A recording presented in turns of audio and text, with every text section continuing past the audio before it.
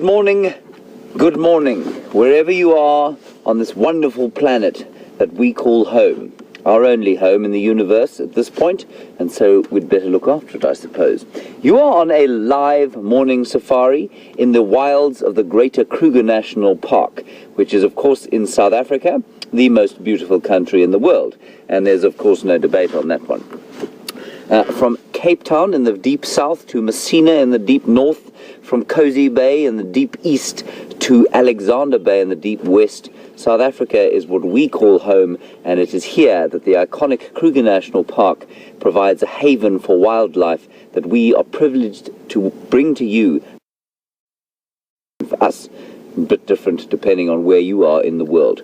My name is James Jeandré. On camera today we've got Wium, who is dressed, well, he's dressed a little bit like a sort of a technical worker. He's got a bobcat hat on. I'm not sure what that means.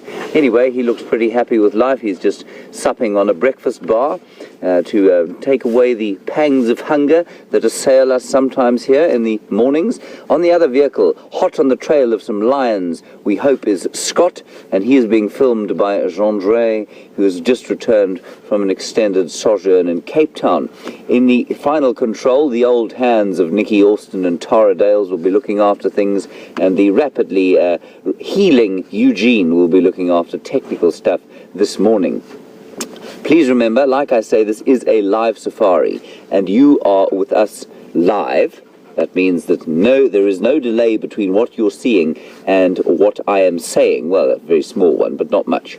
So please interact with us. We do love that. Hashtag Safari Live if you're tweeting away, or questions at wildearth.tv if you're on the email.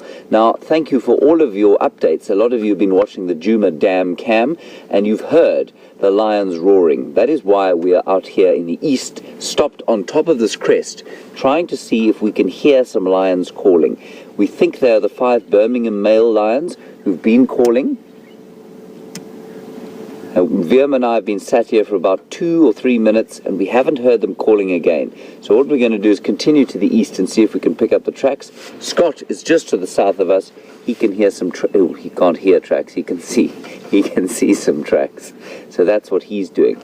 It's about 17 degrees apparently, according to the weather forecast. That's 63 degrees Fahrenheit if you happen to be resident in the 16th century.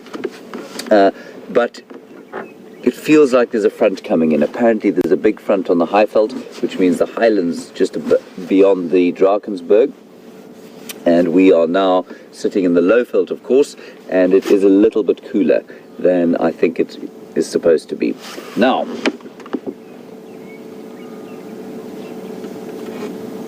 just keep listening for those lions. I'm just going to give, I don't want to move, I don't want to start the engine yet because we won't hear them. So I'm going to give you a quick update on some more information we had about the lions. It's going to be quite quick, so concentrate, get your game face on, and here we go.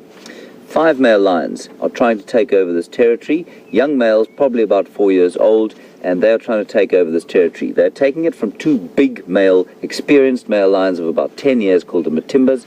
They have gone south into Mala. Yesterday, they did attack a female from another pride called the Styx Pride, a young 2.5-year-old female, and they didn't kill her. She's okay. We don't know why they did it. Right, that's the update there. Then, we do know that these 5 young male lions have now killed 3 lionesses. They have killed 2 from the Nkuhuma Pride, and they've killed 1 from the Styx Pride. And the most recent one was 2 days ago.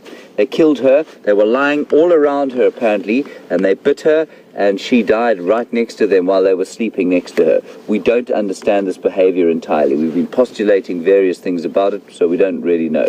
That's the state of things right here. The Styx Pride at the moment consists of 2 breakaways, the 2.5-year-old females, 2 of them, one of whom was attacked. They're okay. They're sometimes with the rest of the pride, and sometimes they're not. The rest of the pride consists of 2 10-year-old females and 1 6-year-old female. It was the 1 6-year-old female that was killed. The other one still has 1 cub, and they are with the Matimba males on Mala. So that is a semi-stable situation. How long that's going to last, I can't tell you. There is a huge amount of male lion activity going on at the moment. There are 3 other young males coming in from the south called the Sparta males, coming in from Londolozi somewhere. There are 2 males called the Styx males. They're now coming into about 4 or 4.5 years of age. About 3.5 to 4 years of age. They're looking pretty big. They've got big manes. They're definitely the offspring of the Matimbas, and they're looking pretty good. Why they're still here, why their fathers haven't thrown them out, we don't know. There's also Junior. Junior, and I was chatting to a couple of the guys yesterday, is now starting to get very large. He doesn't have a full mane yet. He is the male of the Nkuhuma pride, but he's not the pride male. He is just born into that pride. He hasn't been thrown out yet. So it's all up in the air. It's all rather exciting. And the last pride that we have, of course, is the Shumungwe pride, which comes on to the north of us here on Biffle's Hook. That's 3 females and 1 young male. Who knows what's going to happen with them. So it's all very exciting. The books will tell you one thing. The lions, of course, don't read the textbooks, and so there's a huge amount of activity going on. I can't hear any lions now. Wium, can you? No. Right. So we're going to carry on to the east slowly, see if we can pick the tracks up. Scott is in the far east, just checking on our far eastern boundary. Just remember, if you are perhaps a first-time viewer, we're sitting on a piece of the western Kruger National Park called the Sabi Sands, 60,000 hectares. There are no fences between us and any of the other properties here, but we are only allowed to traverse about 1,500 hectares. So the animals can come and go as they please. We obviously can't cross those boundaries. So that's when I say we're on a boundary, no fences. So not a boundary to the animals, but to us and our human property laws, there is a boundary. Right, enough yakking away from me. I've just tied myself up with my microphone. Let's see what we can find. And like I say, you're welcome to ask as many questions as you like about the lions. We don't know exactly what's going on. We don't know exactly why they're behaving like they are. But please, let's have a discussion. Let's talk about it. And let's see if we can't figure out what the behavior is and how it's going to turn out.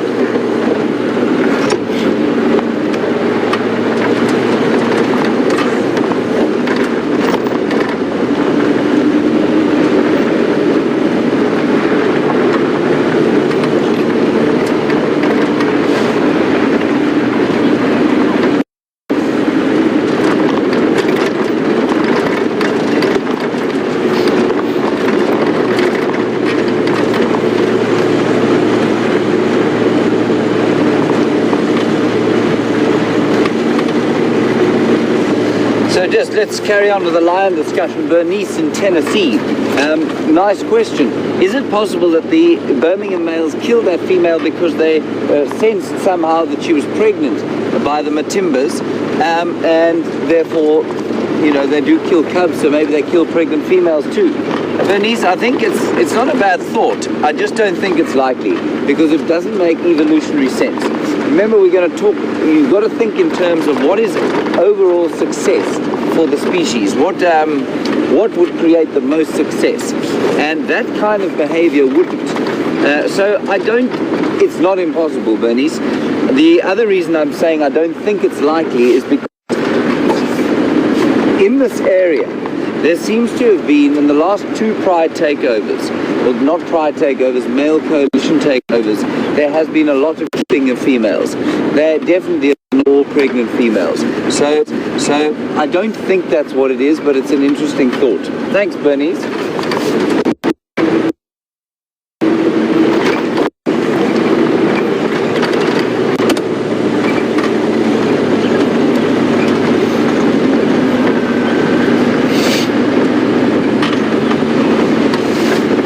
Obviously also going to keep a strong eye out on the ground to see if any tracks come in or out.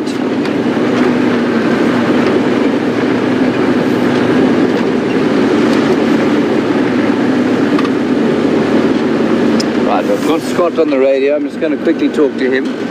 Go ahead, Scott.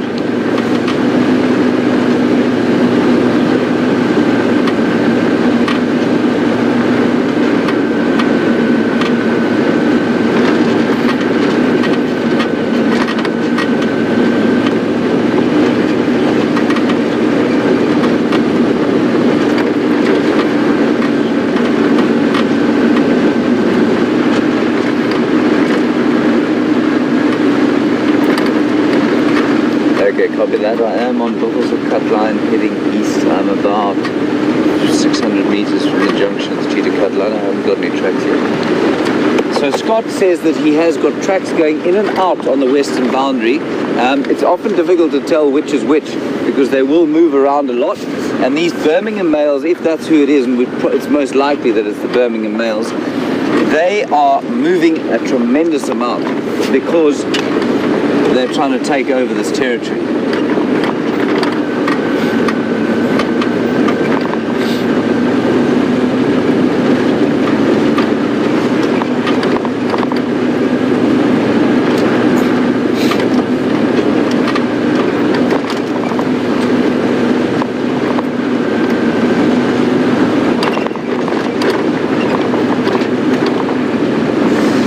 So, John, in California, you've posted or you've seen the video of that Cheetah Plains posted. Cheetah Plains is a lodge just south of here, another reserve where they do sort of ecotourism, and they've posted a video of one of the large Birmingham boys facing off with Junior. And John, I haven't seen the video, so I don't know what to make of it. And you say that you harbour hopes that Junior might join the Birmingham boys. It's not impossible, and like I think I've said, that it would be quite nice if that happened, but I think it's unlikely. But who knows, it may well. I'm definitely going to go and have a look at that video when we get home. Thanks, John.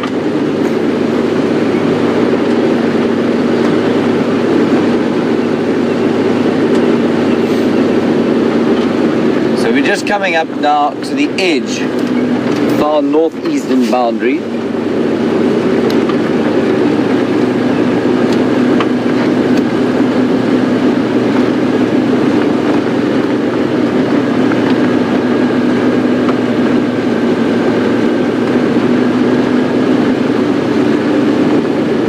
So, I'm going to stop up here again and have another listen. And while I do that, oh, look at the sun. We'll have a look at the sun coming up, and I will answer the question of Wendy in Nebraska. Is that all right for you, Wium? Wendy, you say, is it possible that the Birmingham boys, with their killing of these lionesses, is it possible that they will turn into man-eaters like the Tsavo lions that killed all the railroad workers? Wendy, I think that the likelihood of that is zero to, or negligible to zero. So I really don't think that they're going to turn into vicious man-eating lions. Their behavior at the moment, while it might seem kind of abhorrent and quite vicious, is not that unusual, especially for this area. And especially given the volume of young males in the area. So I don't think it's likely that they're going to start eating people anytime soon. Those lions of Tsavo, which were made famous in that film, The Ghost in the Darkness, about as historically accurate as the film Braveheart, so not very historically accurate at all. There were lion man-eaters there. They were maneless, they had no manes, so they didn't have a pride, and they had all sorts of other abhorrent things that happened to them, and that's why they turned into man-eaters. So Wendy in Nebraska? No, I don't think we're about to be eaten by them. I might be wrong, but I hope not. There is the sun, and we're just going to have a quick listen here and see if we can't hear some of the lions.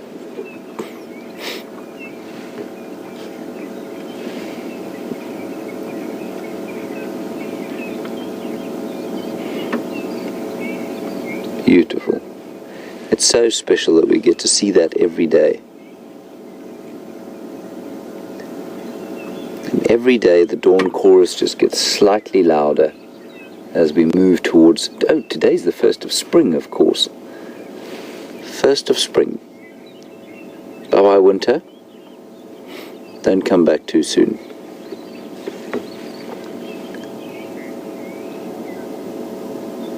And hear doves and robins and batises and corhans.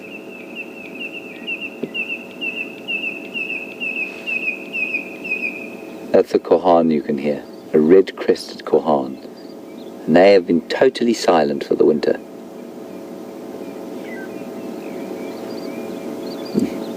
Right, can't hear any lions. Let's move slowly down now our eastern boundary, and we'll go towards Buffelshoek Waterhole or Buffelshoek Dam, and we'll see if they're not there. There's a lion track. There's a lion. No, lion. No, there's a lion. Oh, no, it's not a lion. Sorry, I'm talking rubbish. Sorry, everybody, there isn't a lion there. We've got a track.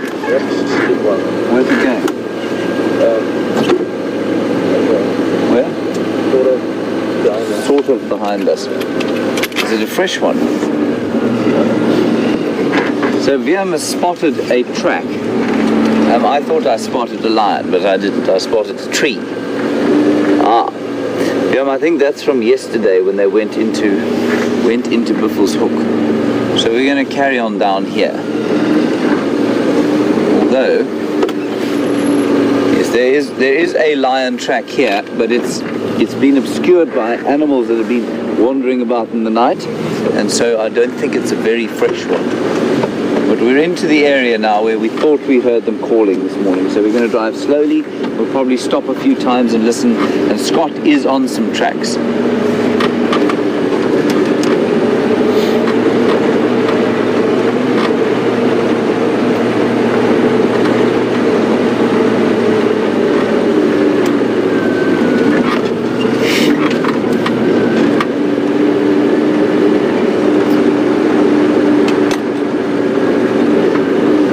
Like I say, we're on our far eastern boundary at the moment, so we can't go in there, but I think that they were calling our side of the boundary.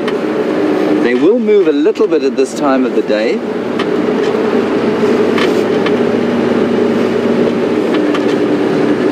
and then, of course, as soon as it gets vaguely warm, unless there's a major territorial dispute, the lions will lie down in the shade and sleep profoundly.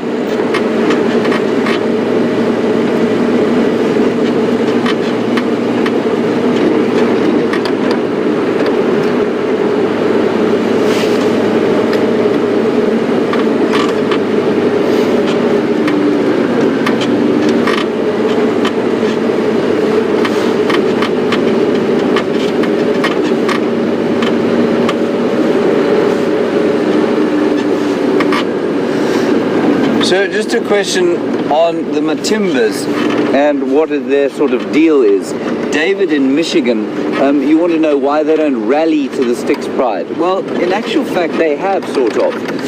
They've moved them south into the northern extremities of the Styx territory, or sorry, the southern extremities of the Styx territory, which is in Mana, which is 2 farms south of us here. And apparently the Matimbas are now being seen almost exclusively with the rest of the Styx Pride. So that 6-year-old female with a small cub and the 2 10-year-old females.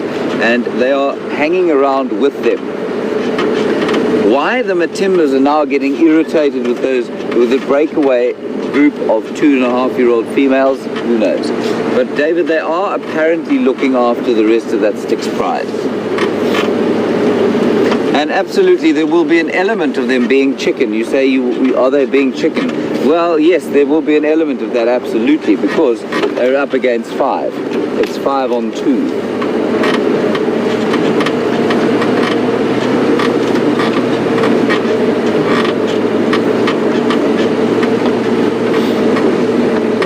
Now, I haven't seen any tracks yet, so we're going to keep on along here, and I'll turn off and have a listen just now. PK in Iowa, you want to know how much sort of research is done, and does anybody keep records? Absolutely, PK, there's lots of research that goes on. The guides around here keep records, and those records are often collated by various research groups. For example, Panthera, which is a big cat research group, a big cat research NGO, and they do a great job of trying to find out what's going on and researching it. So absolutely, the Sabi Sands is a huge repository of data for big cat research.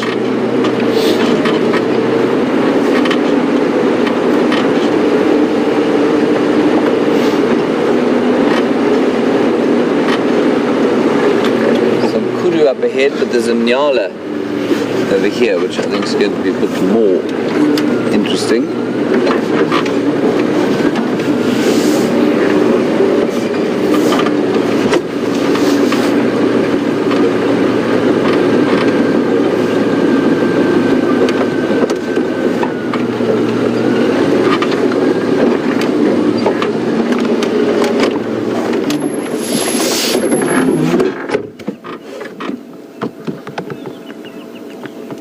beautiful nyala bull.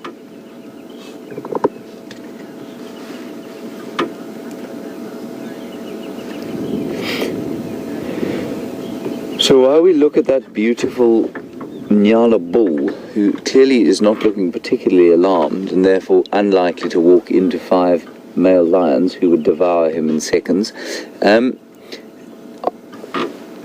Amy, in Wisconsin, you make mention of the fact that the lioness that was killed by the Nkuhumas last month was investigated by the Sabi Sands. Absolutely. It was killed on Torchwood, which is just over there, and they will do autopsies on lions for various reasons. They probably did some genetic research, like you say. I think they also probably did quite a lot of research on the lymph glands to check for TB and that sort of thing, and the effects of what TB is having on the lions. Then, Arcadia, you say that the Arathusa guys say that that female was pregnant, that was killed, the 6-year-old Styx female. It's absolutely possible she was mating with the Matimbas, and so it's quite possible that she was pregnant. I am not convinced that's the reason that they killed her. It's not impossible, but it doesn't make sense. It makes absolutely no sense from an evolutionary point of view, but then again, it doesn't make a huge amount of sense that they should kill any lioness from an evolutionary point of view. So I'm not really sure what's going on there. No one can tell whether that female was pregnant or not.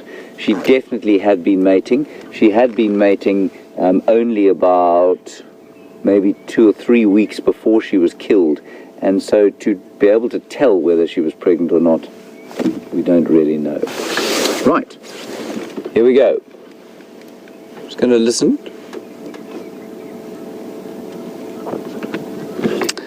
All right, let's nip across to Scott. He is in this area. I'm not sure how he's doing, so we'll get an update from him, and I will chat to you in just a little while, hopefully with some good luck.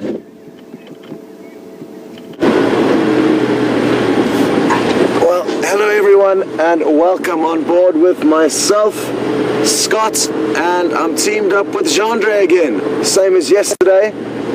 We are searching for these lion. As I'm sure James has informed you, and not only that we're looking for the lion, but he's also given you a lot of really interesting theories and speculations as to what's going on and why. Now, it's really exciting stuff looking for these lion, and I've got a feeling they could be somewhere close by. I'm really looking forward to James getting to Buffelshoek Dam, because there's a chance that they could be there. Failing that, we'll just have to keep trying, keep searching, keep looping around, hopefully hear them calling again, because that'll be very easy. We'll make it much easier for us to pinpoint exactly where they are. We heard them calling from camp, as I'm sure James informed you, but that was quite some way off and difficult to pinpoint exactly where. There's so many different factors to take into account when listening to lion audio, or any audio really, and wind is certainly one of them, and it is a windy morning, so depending on which way the wind is blowing will obviously have an impact on how exactly you are picking up the audio. The good news is there's not just lions out here, there's lots of other animals, and while we search for the lions, we can take time to enjoy everything else that's going on around us.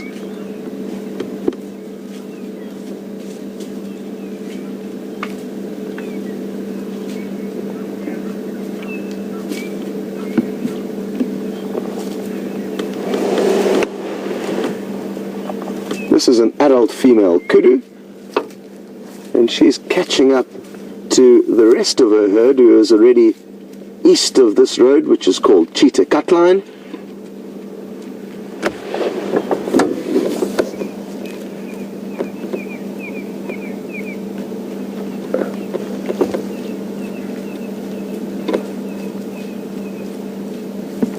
And while we sit here and enjoy this sighting, it's important for us to try and keep quiet as much as we can, or at least listen as much as we can for any clues or signs of what may be going on around us.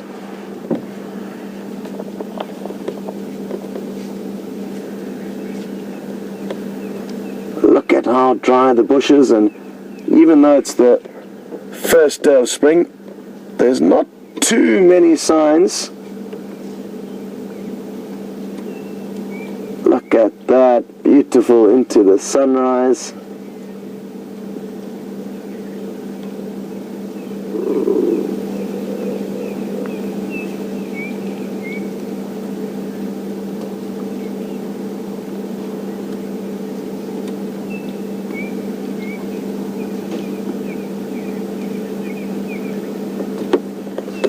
Now, even though this kudu seems very relaxed, it's not to say that the lion aren't close by. Often when lion are vocalizing, it gives the antelope a heads up and it allows them to almost drop their guard because they've got a good idea of where they may be in relation to where the audio is coming from.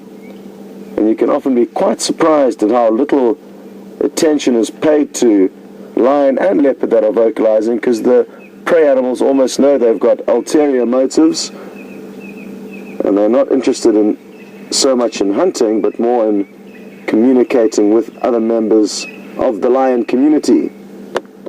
Of course, if the lion came into within visual distance, all prey animals will act accordingly.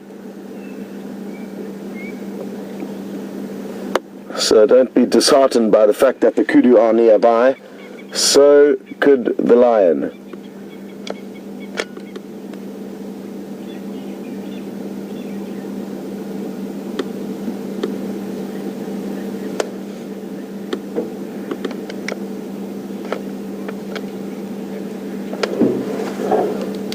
Go ahead, James.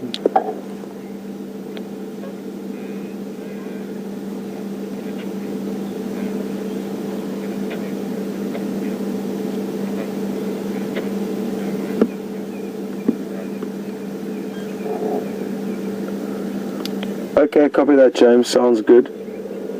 The last tracks I had looked like they headed continued north in the block between Cheetah Cut Line and Drakensberg off Central.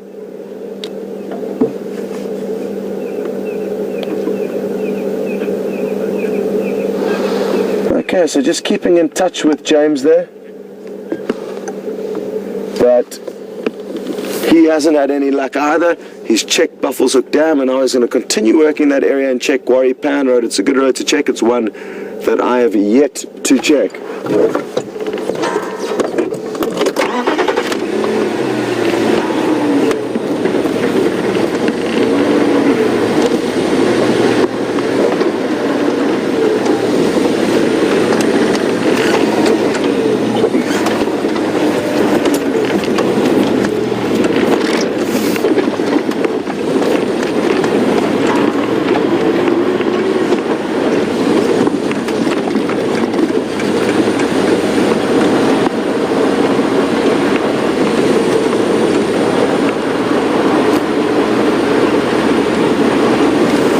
So, as James was discussing with you a little bit earlier, and apologies for my lack in concentration on you guys, but the radio is going crazy and I'm trying to think of what next, what the best plan is for us to do next. And Debbie in Vancouver has asked a question also on the topic of the Birmingham boys, these lions we're looking for now, and she's interested to know if the lions have forged any positive relationships with lioness where they have been seen relaxing or co-feeding in a more peaceful scenario like you would typically see with dominant males and the prides that exist within their territory. And Debbie, I have yet to see that happen. It's not to say they haven't created any relationships with the lioness within various prides. Franklin and I've just heard alarming. It's a strange alarm call that they let off when they are not too concerned. It's either a Franklin or a lilac-breasted roller. Oh no, it's a lilac-breasted roller. But it is an absolutely beautiful golden sunlight. Please don't fly away.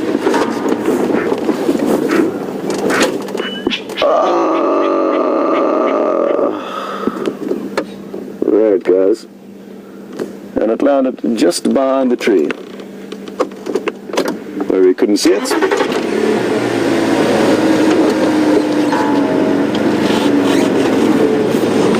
And Debbie, to be honest, I don't think they have yet created any positive or relaxed bonds with any prides of lioness, because they haven't become dominant yet, and they've been running around as rogue males, you could say. I think in the coming months we will see that change, but not just yet, and it'll be interesting to know if they have been seen relaxing with other lioness. And it will happen, but for now it hasn't been documented by any of us, and I don't think it will happen for a few more months until this turmoil calms down.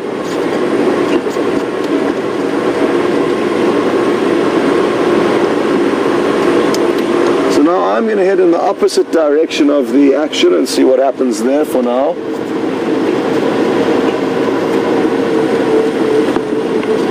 And just got a question through from Ramey. Good morning and good to have you with us. And they've asked whether we think it's because the Birmingham boys are inexperienced with lioness that's causing them all the killing and what's going on, and it's got nothing to do with inexperience. It's typical behavior that we're witnessing here. When a pride or a coalition takeover happens, lioness will often get killed in the crossfire. And for me, it's quite simple in my mind, or there's a simple analogy or way of looking at it, and that is that if your friends, a group of females, become accustomed to several males, you become relaxed around them, and you drop your guard, and over time you go on holiday and you do things together, you have meals together. But then if all of a sudden a young bunch of 18-year-olds come in with their hackles raised and they start fighting with the males that you bond with and go on holiday with and feed with, you are naturally going to put up a fight and resistance against this new up-and-coming teenagers that you don't know and are not used to and relaxed with. And the young teenagers will then boycott your decision to not let them in and not chase off the old males. And that's why you get these fights happening between male and female. And even though it doesn't make perfect sense, it does kind of add up in my mind. And that's a simple way of looking at it. There could be a lot more to it than that, but in my mind it's that simple. The lioness are not used to these males. The males are trying to do what they need to do, and that is acquire this territory, and in doing so they will do whatever it takes to establish dominance and show the females that they are the biggest and the strongest. And once the females realize that, then they will surely be like, okay, fair enough. If these are the biggest and the strongest lions around, they are who we should be bonding with, and we'll let the older males move off. I've got some good news. There are some tracks of some lion. It looks like 2 big males, possibly 3 now, that I've seen heading down this road. Oh, what's up ahead of us? What's up ahead of us? Is it an impala? Is it a bush? Is it the lion? I think we might be in luck. Am I seeing things? Oh, I'm seeing things. It's the power of the mind got me there. But I'll show you what I was looking at for interest sakes. It's some orange bushes up ahead.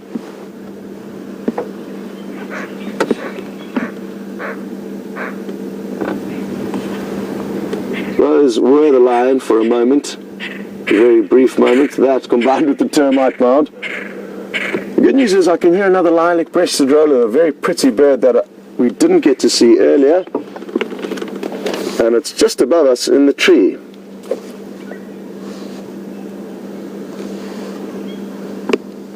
Now, all those lion tracks disappeared when I was looking ahead so excitedly at what I thought was the lions. I didn't see which way they've headed. Not the prettiest call from such a pretty bird, is it? And they're going to become more and more vocal over the coming months, and what we will hopefully be able to show you is the rolling and gliding that they do, which gives them their name, the lilac-breasted roller, as they do their display flights. And the call that we can hear now, oh, another one's coming in. And what they do is, this is the initial call that they let out, and then they'll eventually build up enough excitement to start flying around in circles, ascending in heights until they reach a point where they're comfortable, and then they start plummeting downwards and doing a series of looping rolls and also side-to-side acrobatics.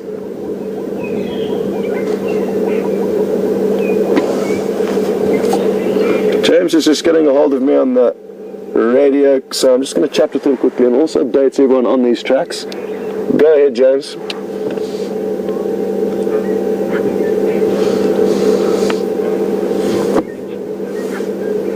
Copy that. I'm on Cheetah Cut Line, very close to Mamba Junction, and just north of there I had tracks of 3 heading south down Cheetah Cut Line, and I thought I saw them, but it was some bushes, and while I was looking at the bushes I didn't establish which way their tracks went off, so I'm just going to head back to the last point.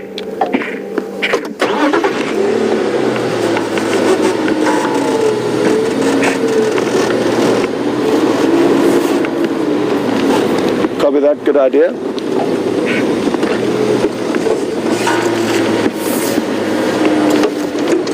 Just want to drive back now and try and establish where I lost these tracks. It's not far, and hopefully they've gone off to the left.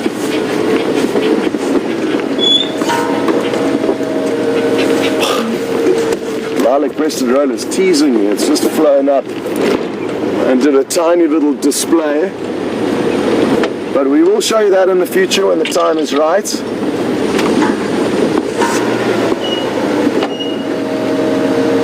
I'm just going to have to hop off for a second here and try and work out where these lines have gone. We've got like I said, they were coming south down this road towards us.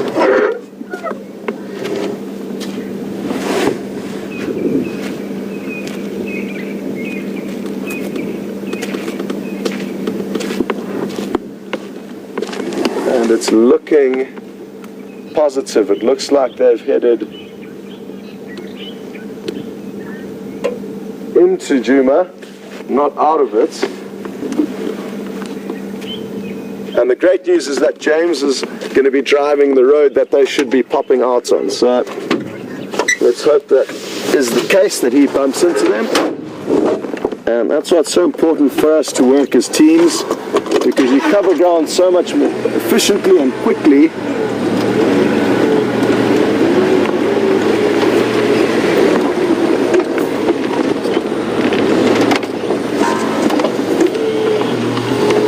James, it does look like they head west into Juma, just north of Mamba Road.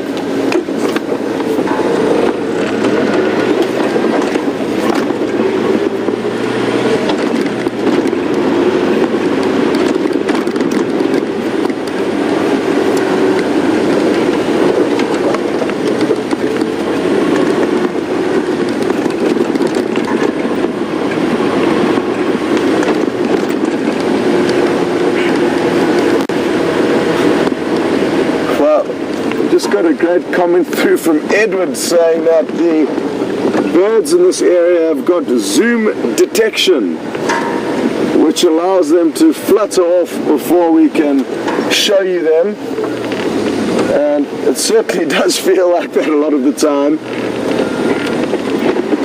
It'll be interesting to do a clip of all the times we've stopped and tried to show you birds, because we could probably make a 1-hour documentary on the failed attempts.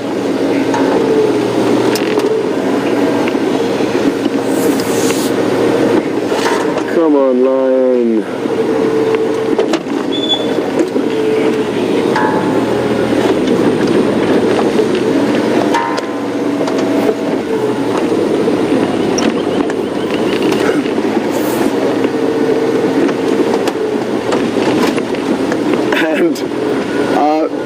must apologize for getting all of you excited earlier when I thought we had found the lion. And thank you, Kay, for your funny remarks saying, well done, Jeandré. It's these rollers, they're teasing us again. But we will get them one day. And Kay mentioned that she does enjoy the lion logs.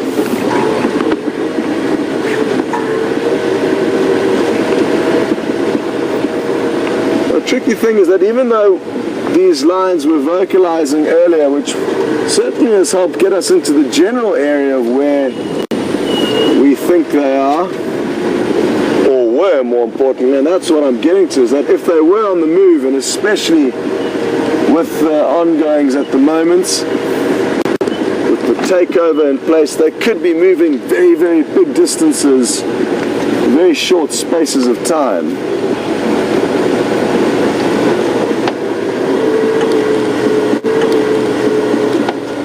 So we could be behind them and they could be continuing on their way.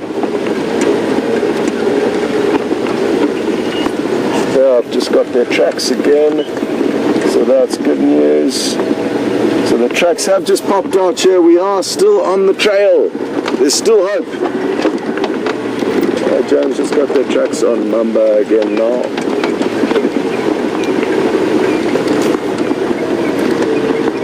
Very good, very good. Okay, where are they going to go at this next road junction? Exactly where we wanted them to go. Deeper into Juma.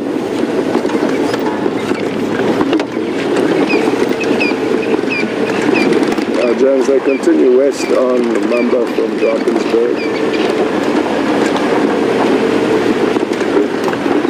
I think we're going to find them shortly, guys, so don't go anywhere if you want to be around for it.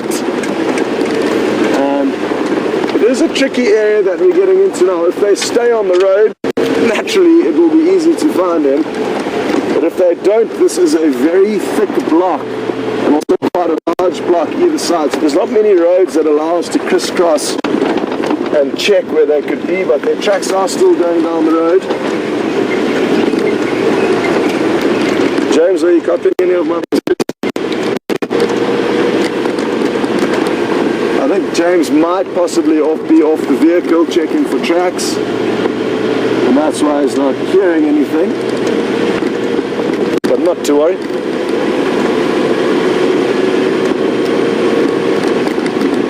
Sorry, go again.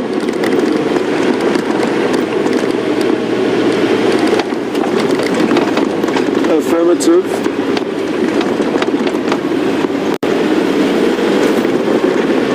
I think what's happened is, like I said a little bit earlier, just before we found this most recent set of tracks taking us down this road, is that these lions are on the move. And where we heard them was further east, and now they're moving further west. I'm fairly confident if we had have heard them from where their footprints are here, we would have known that it was further south of the camp, not east, where we initially headed to search. Copy that, James. Sounds good. Our track's still going west, approaching the Milwaukee. A great point that Jeandré brought up earlier, and that's what's so great about being on safari with so many people, is that we get a lot of different thoughts and suggestions as to what may be going on. And Jeandré said earlier, when we had tracks of only 2 males, he said, what if it's the Matimba males? And of course it could very well be the Matimba males, because this is still their territory. The Birmingham coalition haven't yet got the paperwork saying that this belongs to them, and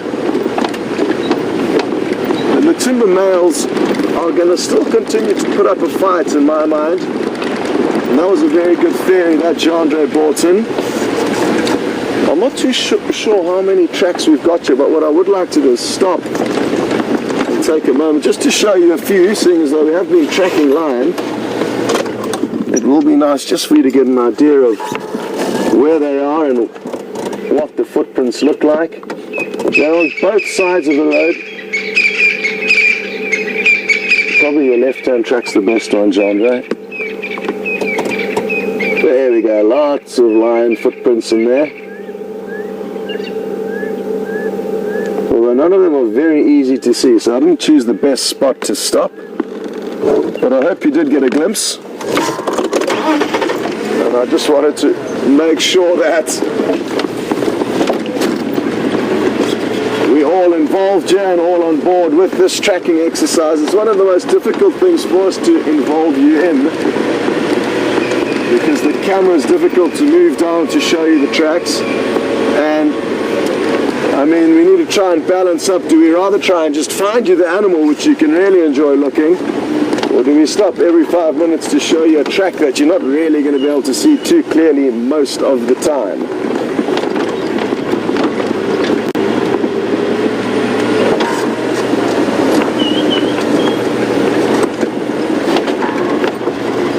Okay, straight through the Mulwati riverbed.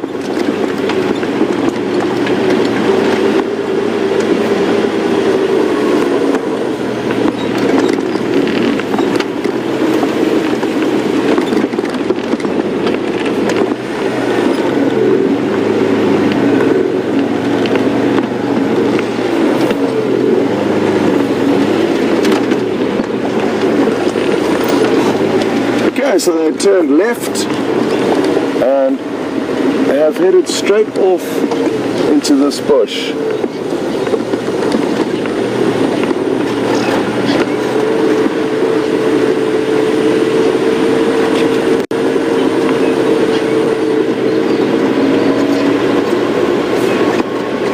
Well, hello Miss Jen in Dallas, and thanks for sending your question through. Miss Jen isn't. Will the Birmingham boys try and sneakily and slowly take over this territory when they confront the Birmingham coalition, or will it be quite forceful? And it's going to be a combination of the two. Initially it's going to be vocalizations and kind of flying below the radar, but there is going to be some hardcore confrontation. Jeandré, if you look up at the top of the tree there, you can see a little bird of prey. Not the best view, but it's a Wahlberg's eagle, and it's the first one that I've seen. And isn't it fitting that it is on the first day of spring? It's a migratory raptor. It has come back from Central and North Africa.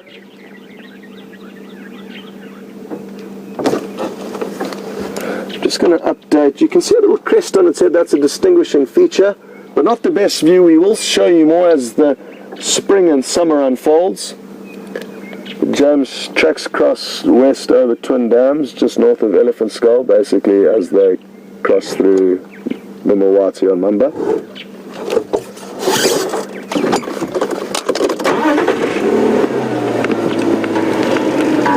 So, Mr. It is going to be interesting to see exactly what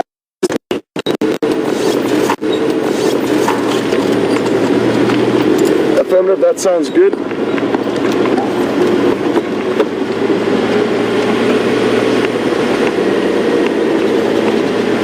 But like I said, there is going to be confrontation, and they can only be so sneaky for so long. There has to be some actual physical contact between these males, unless of course the Matimba males weigh up their odds and decide to flee before confronting the Birminghams. But that's not typical behavior of lion.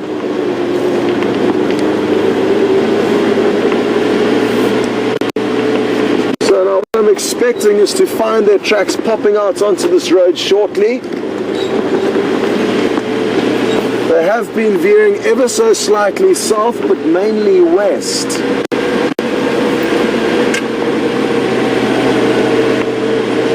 And basically what we're going to do now is, rather than trying to follow every individual footprint, the last ones that I had headed into this block on our right hand side, we'll now loop ahead. If the tracks don't come out, then we may have to set off on foot through this block to fine-tune where they could be. Come on, lions.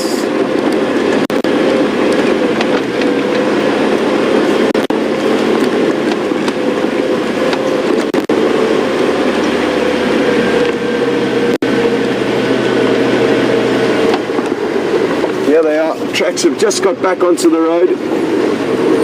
Awesome. Still on the trail.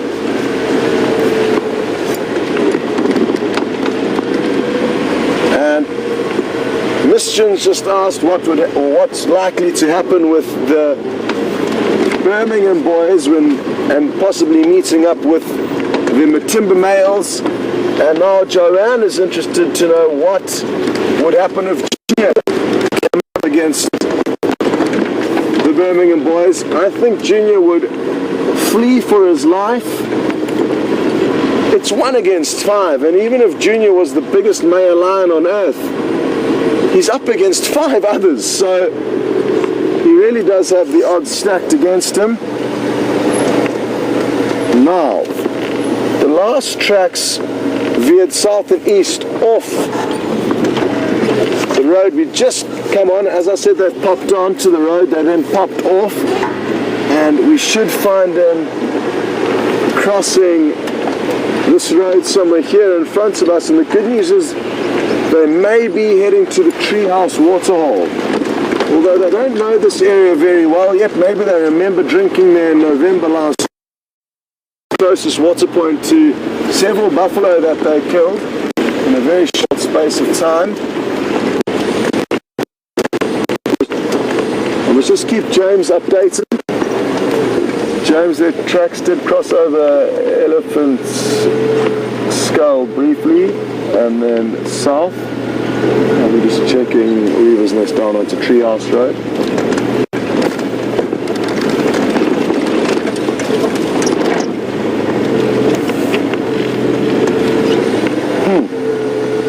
Interesting. They have not popped out where I've expected them to. But I'm tempted to just continue to the water, or maybe I missed their tracks crossing in the riverbed behind us there.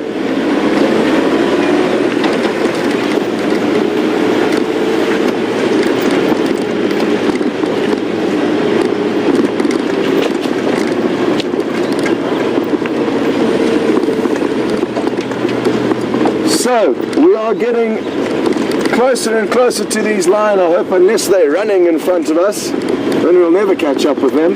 But we're going to send you back to James's vehicle. There is a strong chance that he may find him before I do on the road that he's heading on south of us.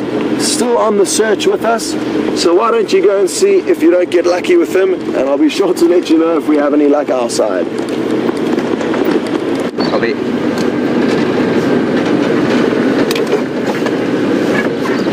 Hello everybody.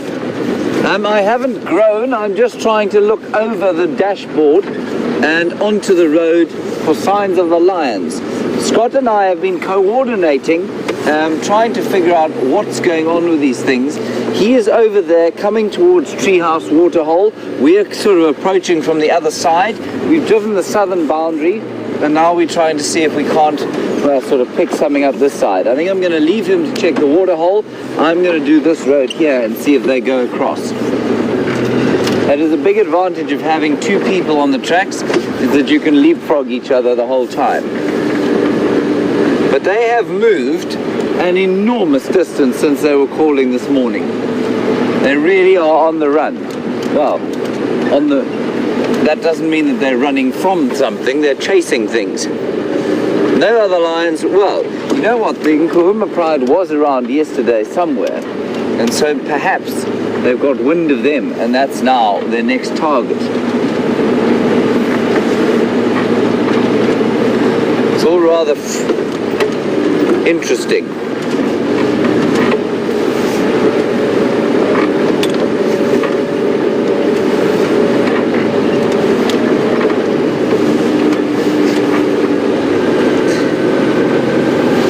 Hi Rudy in California, you're most welcome on board, and thank you for your question. You say, do they tend to move in one direction or do they move all over the place? Rudy, when they're on territorial marking, they absolutely do walk in one direction, and very definitely you can see it happening. When they're on the hunt, they don't. They tend to kind of spread out and meander like that, so their tracks are a little bit harder to follow. And then when they're doing what they're doing now, trying to take over territory, they get wind of something. So let's pretend that maybe Junior was calling last night. I don't think that was the case, but if he was, then they'd make a beeline straight for that sound, and they'll move enormous distances very quickly, and they become quite difficult to track. So I mean, we heard them less than an hour ago. They were calling, or maybe an hour ago, and they've now come all the way from the eastern side across to, we're almost on the western extremity of Djuma now.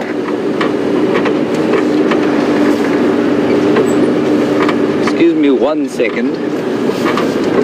Sorry, Steph, go ahead.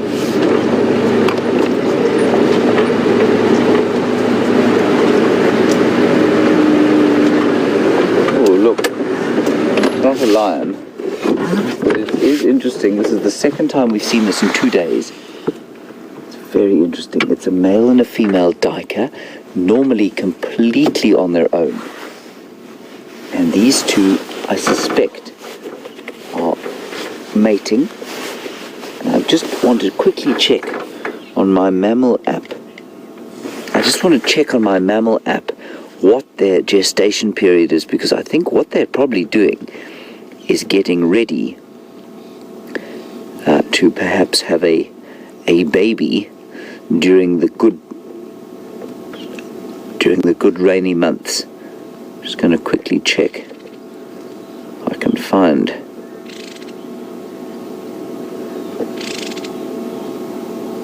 No.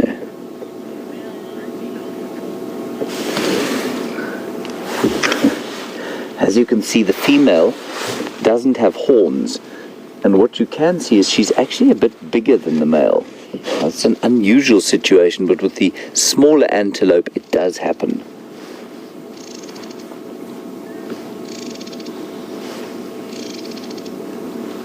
And I think their gestation period is about 4 months. And interestingly, I mean, though the female can sometimes be confused from male because they've got that little mohawk between the ears. And that mohawk, I think, is it's a sort of almost like a con, where they've got these. I think it's supposed to make them look like they've got a horn without having to actually have the energy expenditure of creating a horn like that. So, hopefully little baby duikers in December or November. Beautiful. Okay. What have you spotted, Wium? Nothing. You're just looking at the duiker. Yeah. They've gone off into the thorns. Right, we carry on with the lions. No tracks on this road yet, so that's not a bad sign necessarily.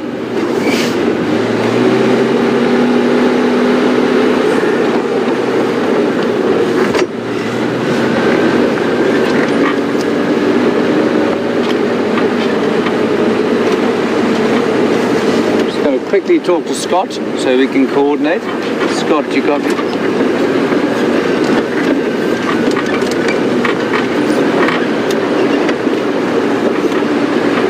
Scott, I'm on Shaban, going north.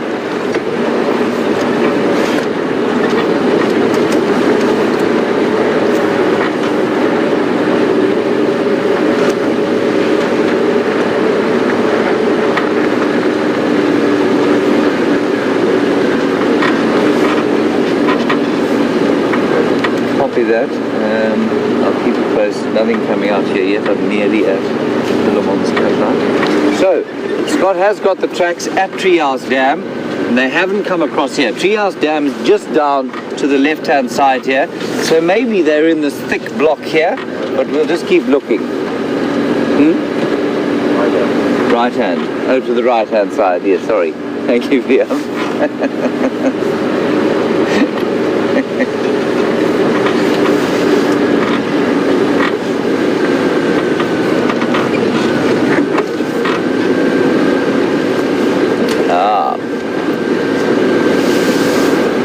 So they're walking in a pretty straight line, these fellows. Here they are, here are the tracks here. This is interesting. Ooh-wee, lots of them. Except, I'm just going to quickly tell Scott, their tracks are here. Scott's tracks coming out, going north, straight over Philemon's cut line, into the block towards Zoe's. I'll go around. Spot up there. So they've gone straight across this road and they're going that way. Dory, very nice question from you. Interesting, you say, does only one of them mark, or do they all mark territory? Dory, while we drive quite quickly, please don't get seasick, but what's interesting is that they will all mark, but that's your question opens an interesting debate, because they often ask, or people often ask, is there a dominance hierarchy amongst a coalition of male lions? And normally there isn't.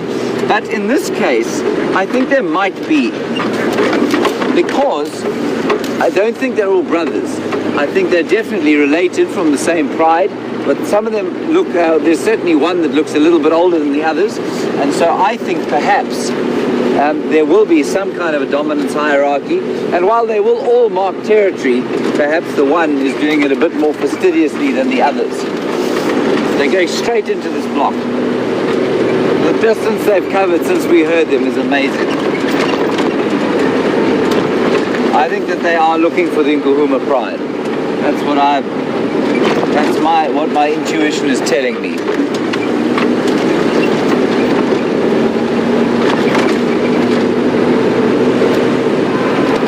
So they're heading north, they have been heading west, perhaps we'll head them off on the next road up here.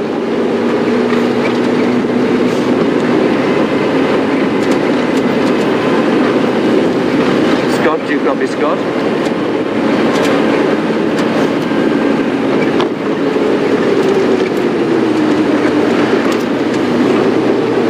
Scott, sorry, I did radio you.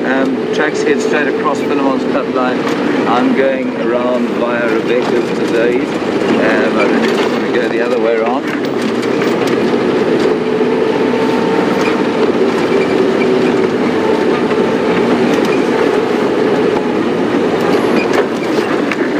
Sorry, my radio is not working very well. Yeah, I would suggest you take fins. I'll go Rebecca's.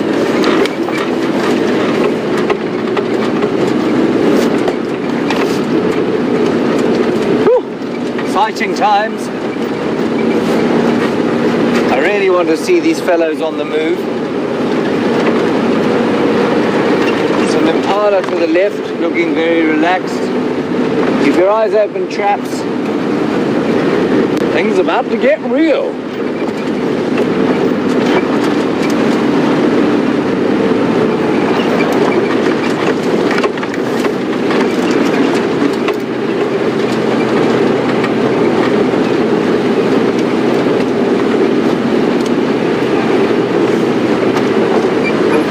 Now we're now getting into a position where they're coming towards us. I hope. Well, that their tracks are anyway.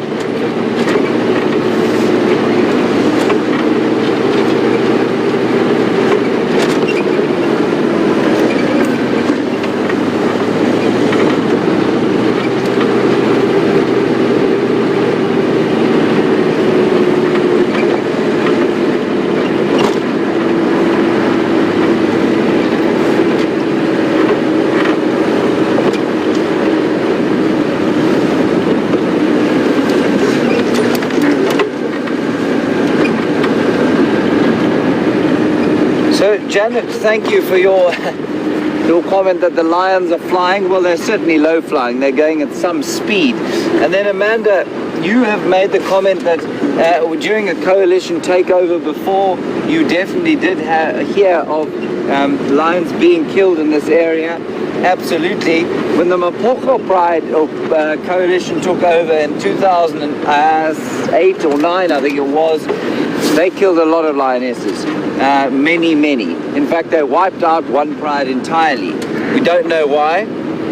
And that's why when we've been talking about whether or not that Styx lioness that was killed was pregnant or not, I don't know if she was pregnant. It's very likely that she was, but whether she would have been showing or not, I don't know.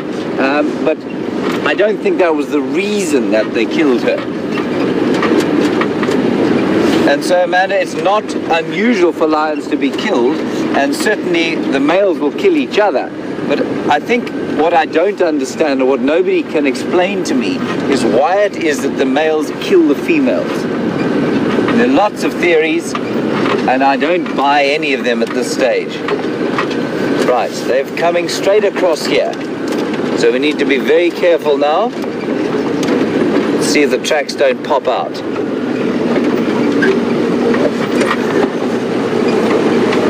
I mean, we've been driving at quite a speed. It's not like we've been going slowly.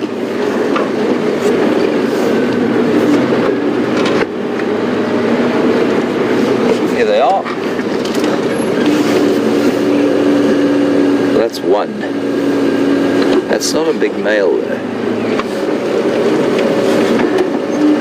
No, that's old. Here we go, Wium. See them there? I think they've gone straight across there.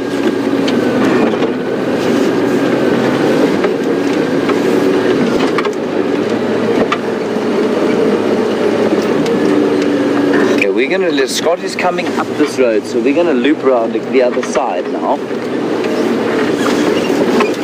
Just get hold of him quickly. Scott, come in, Scott.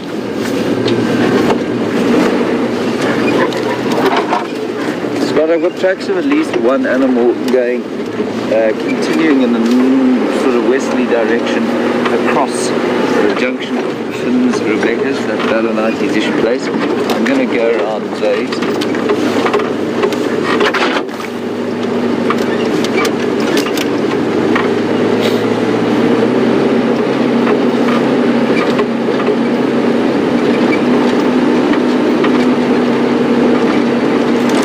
Okay, copy that. Okay, I'll go there.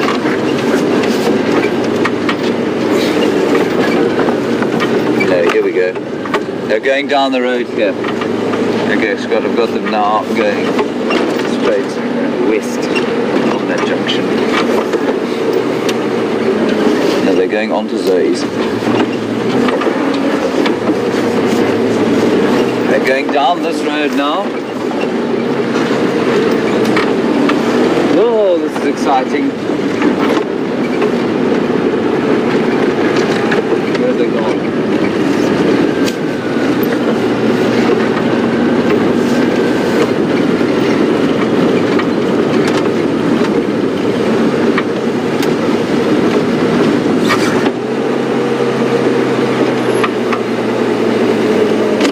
Yeah, the tracks are not on the road here anymore.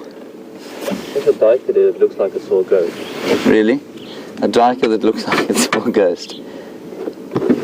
Peggy and Montana, while I just listen and try and understand what's going on here, you want to know, do they not have a sort of a teaching system like the elephants do? The cats don't, you know. The leopards, cheetah a little bit, leopards a bit less, and lions even less than that. Negative, Scott. I think you should do that. Go around Ballanite towards Impala Plains. I think the tracks have headed west. Don't have them on Zoe's anymore. So Peggy, interesting question. They definitely don't have a teaching system. They haven't picked up this behavior from a pride before. This is entirely instinctual behavior.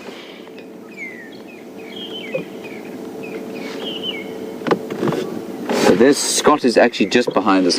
We've leapfrogged each other, crossed over. He's going to go around that way. We're going to go around this way, and let's just see what we can come up with. These lions are moving at a great speed. I can only think that they're looking for some I don't know, territorial fight. And I suspect, given that we are now in prime Nkuhuma territory, that's perhaps exactly who they're looking for. Not sure why, or at least I'm not sure how they'd know they were around, unless those Nkuhumas were calling last night. But lions will be very careful of calling if they know there's a pride coalition takeover happening.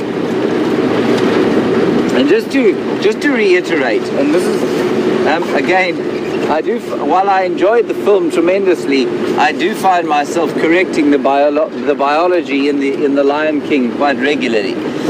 The males are not part of the pride. The pride consists of the females and the babies, and the males form coalitions, and those coalitions will have either one, or in their coalition territories, which are distinct from the pride territories, will encompass either one or more pride territories. So when we say, to use the term pride takeover would be completely incorrect. It's not a pride takeover, it's a coalition takeover. There's an impala looking slightly distressed. I want to see if it's alarm calling. I parked you right behind the bush there. There we go. He's just staring up in one direction, but he's not alarm calling at all.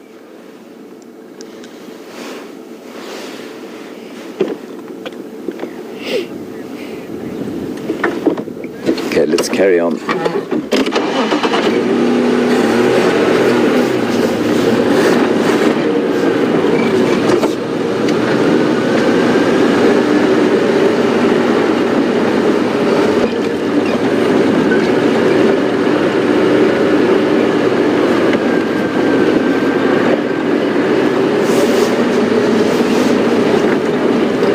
Dodie, nice question, and it's an important one.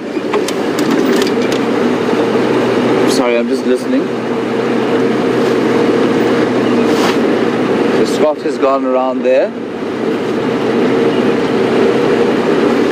Dodie, you want to know, will they split up and look after the sort of territory in different little groups, or the four corners, as you say, in split up completely? Dodie, I think the most likely thing is that they will split up into 3 and 2. That it certainly is not unusual. The Matimbas did that.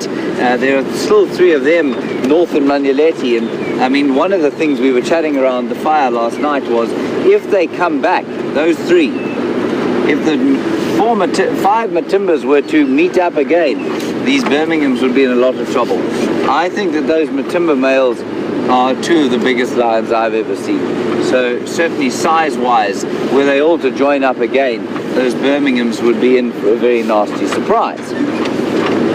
So most likely that they will take the territory, split up and look after sort of half each, and like the Majingalane coalition does in the west of the reserve, when they are in trouble, when they call, they come together and they sort of move around together. Just going to get a quick update from Scott. Scott, any luck that side?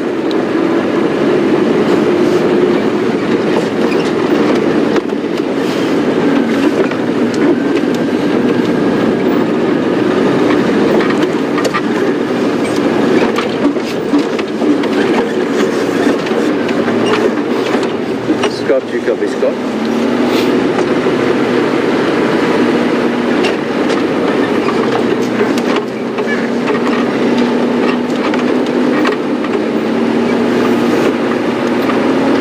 I've got a suspicion that these chaps are just going to keep going on to Arathusa.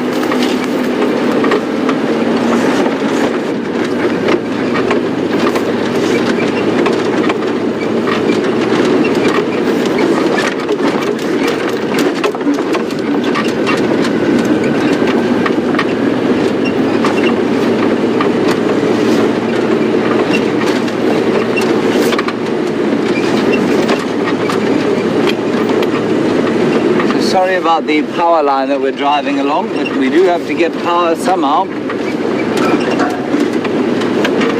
Not the most wonderful wilderness experience, but I suppose humans are part of the wilderness.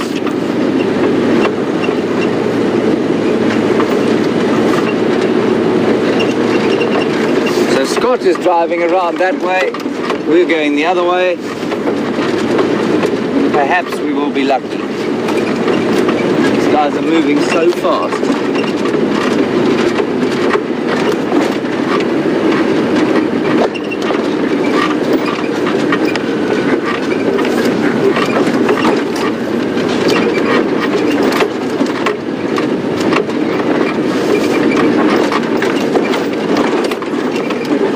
Sorry about the bumping, everybody. This is a fairly nasty road.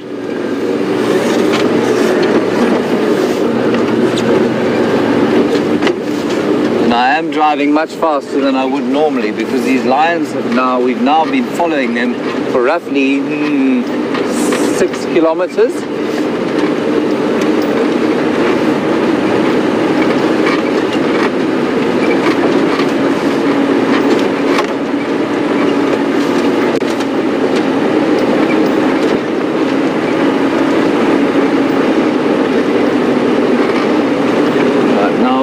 Check around here.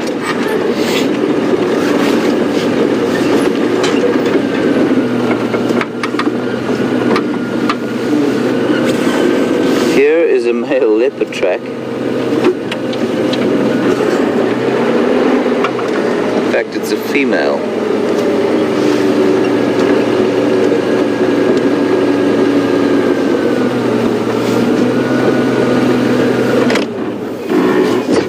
Take a breather here and see if I can't hear anything.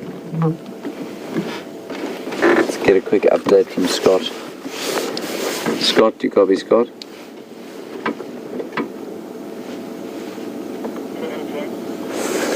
Scott, any update on those tracks?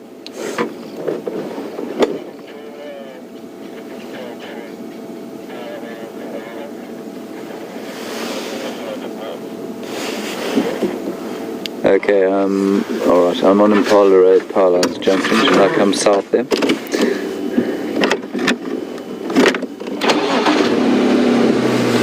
Right, so Scott hasn't got any more tracks. Now normally that would be a bad thing, but I don't think it is today because it might mean that they've stopped moving in the block here.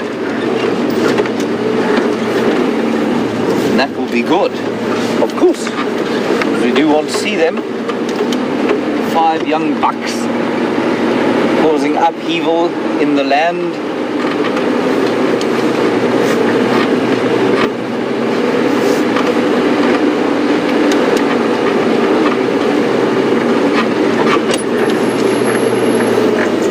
Alright, we're going to nip across to Scott quickly and get an update from him.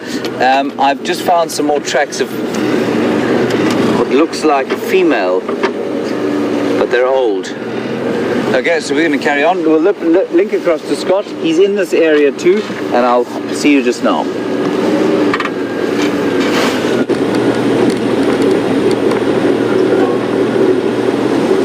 Welcome back, everyone. And hasn't this morning been a frantic rush looking for these lion?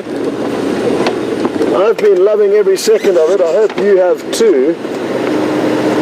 And just not easy business what we're doing here. And it's incredible how far the lions have moved. So I also found some female leopard tracks that were fresh from last night that were kind of heading in a direction that was quite close to where the lions were moving.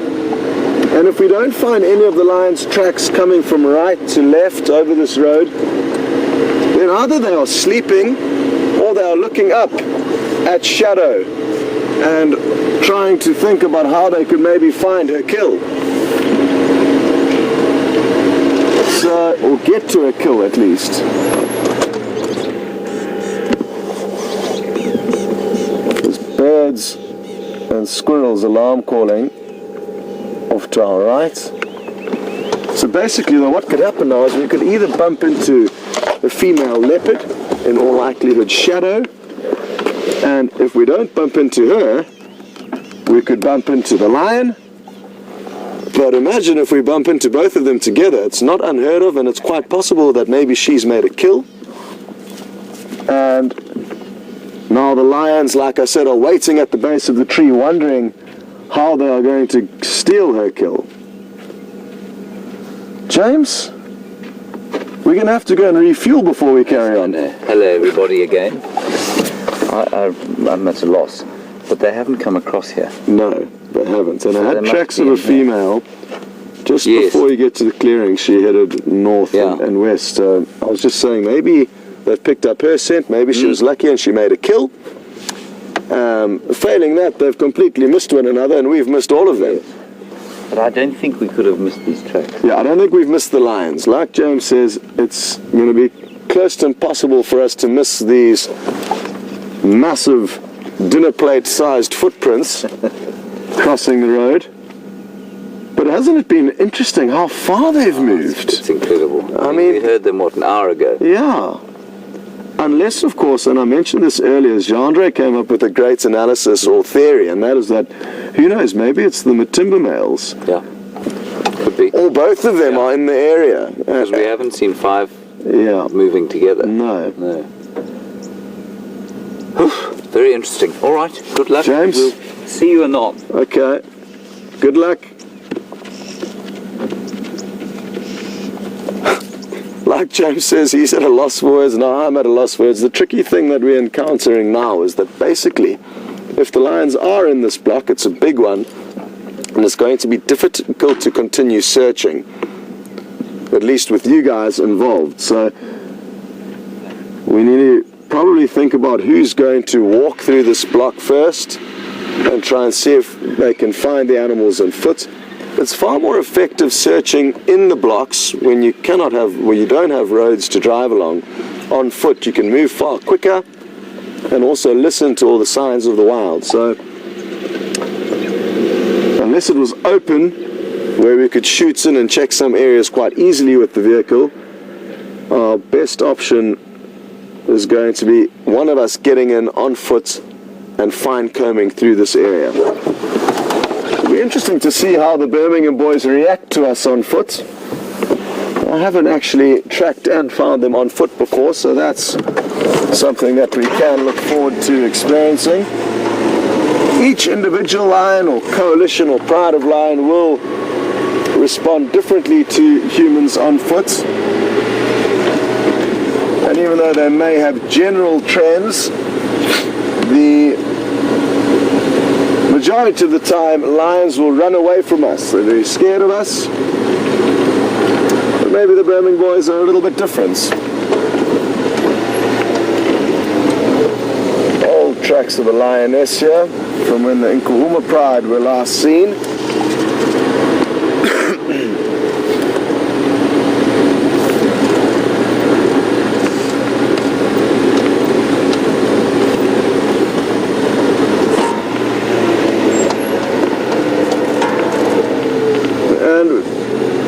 Been asked by Raisa which was the last known location of the Nkuhuma Pride, and it was just off to our left, Raisa, not far at all, 100 meters away.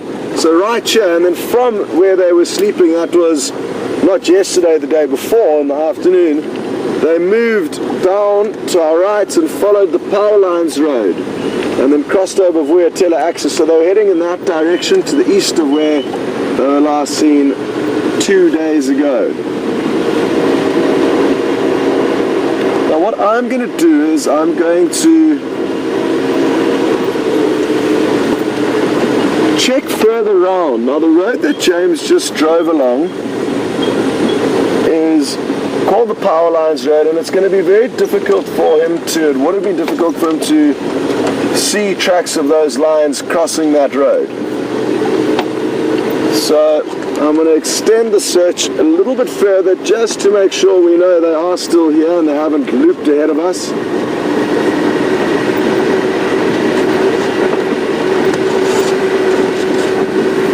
And then we'll make our next decision once we've checked this area.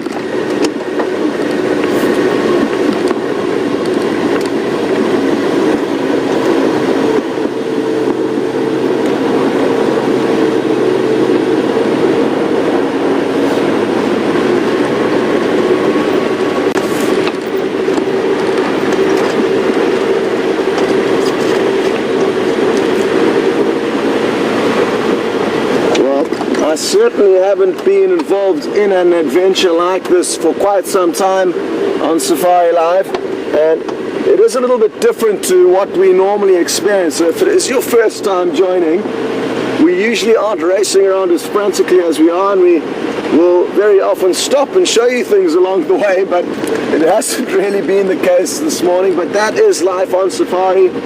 Each drive will be different. But like I said earlier, this is really unique scenario that we're in, tracking down these lions, and we incredibly motivated and keen to try and find them because of the pride takeover and the coalition takeover that's happening at the moment. There's very, very interesting dynamic going on with potential for huge action. Even if we just find these males alone and they're lying down, they're beautiful up and coming coalition, so they are in their prime or coming into their prime, and their ability to hunt is very good, so they could provide us with some incredible buffalo hunting action. And I thought we were going to see that earlier. The tracks were heading straight towards a bachelor herd of buffalo, which I saw at the treehouse waterhole. And you'll be interested to know that I saw one buffalo who was moving very slowly, much like the buffalo that we saw at the Juma waterhole a few days ago, and that we assumed was the one that was killed by the Birmingham boys a few days ago. But it may not necessarily be the case, unless of course what has happened is that there's several buffalo that are beginning to really weaken as the dry season starts to have its effect on them. There's not much food around, so it could be that that injured buffalo either A, is still alive, or not necessarily injured but old and weak, or there's another one that's showing the very same symptoms. Oh, hello zebras. Seems to be a little bit of excitement unfolding here. And watch and listen closely as they do take off. They will often flatulate. Oh no, I think I've just seen a zebra with a bit of a problem, but we'll get to that later. It's got a bit of a limp.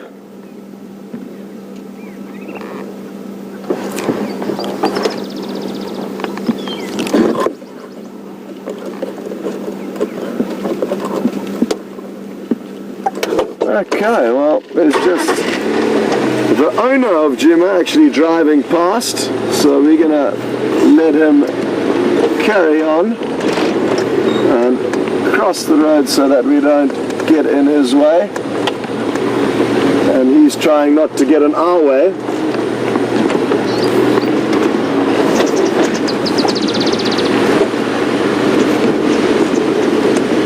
And I am going to go back to the zebra. I just want to loop ahead here quickly.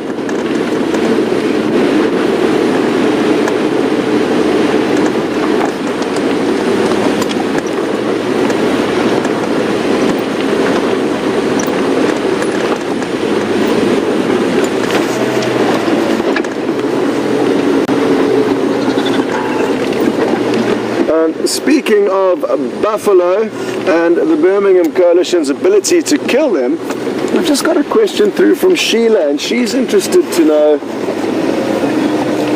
is the buffalo kill that they made most recently quite close to where we are or where their tracks are heading, and is there any chance that they would have gone back there? And it's a good question, Sheila, but they have not headed in that direction. They've headed everywhere, just about everywhere around it, but not past there. And I think they know full well that it's not going to be worth heading back to that kill, because they'll be aware of the hyena's capabilities and tendencies to scavenge, and that combined with the length of time that's passed between then and now, I think they'll know that there wouldn't be much left or anything worth really feeding on back there. So once lions do abandon or leave a kill, they will very seldom return to it, unless of course they're just going for a drink of water.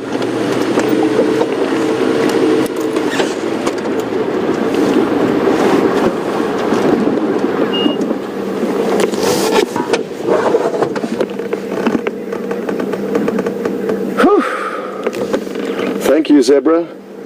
You have now given us an opportunity to stop and breathe and wonder where these lions could be.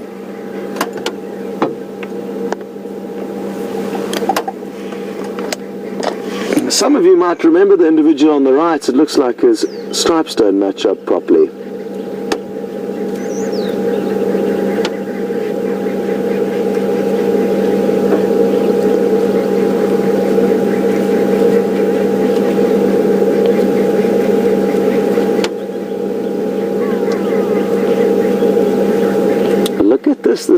wonderful.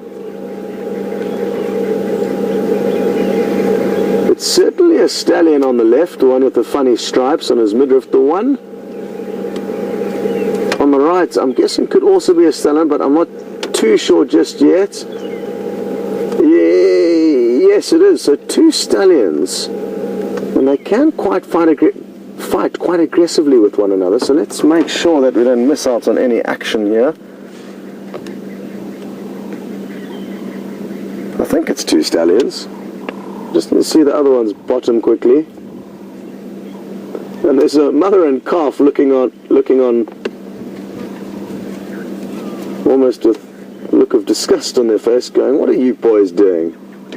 So it is 2 stallions that are rubbing up against one another there. And Bree has just sent through a question asking about the herbivores and what effect the Birmingham Coalition's presence may have on them. We've mentioned that the 5 males coming in here isn't going to have any major consequences or impacts on the leopards and hyena. They carry on with their lives. Obviously there will be an impact from time to time if the 5 males come running past. The leopard and hyena will steer clear, but they will go about business as normal, and they're not going to leave this area void of leopard and hyena just so that the lion have got their own place to go about their business. And Bree's interested if the herbivores will have to change tune, and not really, Bree. They too will carry on with their lives, and only when the lions are in the immediate proximity will they react accordingly. And the herbivores, especially at this time of the year, won't have the privilege of being able to choose where to go depending on predators. It will be most important for them to decide where to go based on food and what food is available.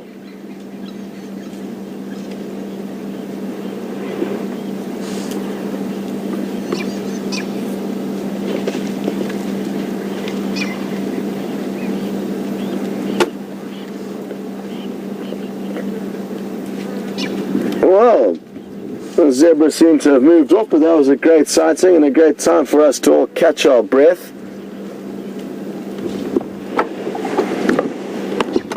Just heard on the radio that Abel has found a male cheetah, so that's great news. It's actually the first predator of the morning that's been found, but sadly it's not where we can go, so sorry if I got your hopes up.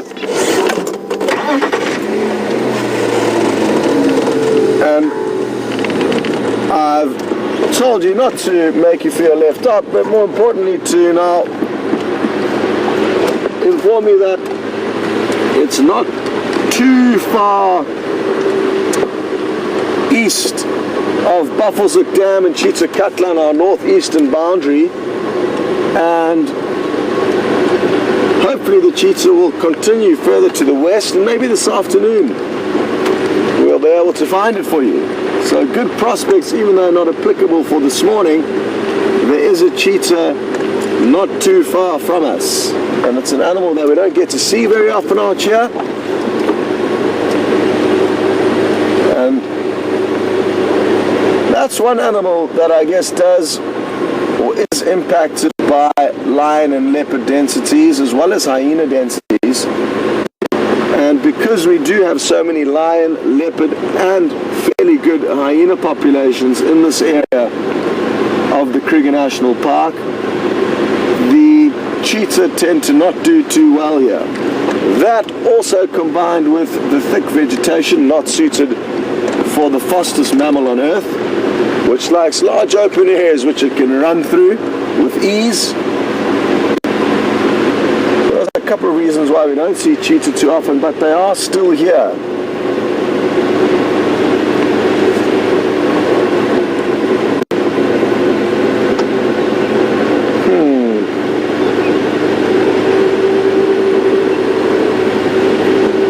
Okay, so still no lion tracks coming out. Like I said, we have extended the search just to make sure James didn't miss any tracks of them crossing over the Power Lines Road, which is an incredibly tricky road to to see tracks on,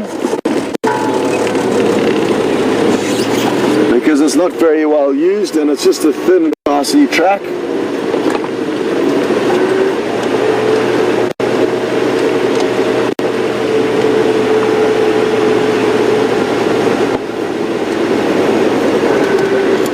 And I must apologize again for the frantic racing on, and also for my lack of concentration and conversation with you guys. I haven't been giving it as much attention as I usually would. That is directly as a result of me wanting to desperately try and find the lions for you. I know, I think it was Raisa that asked earlier where was the last position of the Nkahuma Pride, and they crossed the road. There's a little game trail here, and they crossed the road into this block yesterday, or last night rather, not last night, the night before, and we tried to track them in this area but couldn't find them, and there has also been no further sign of them today.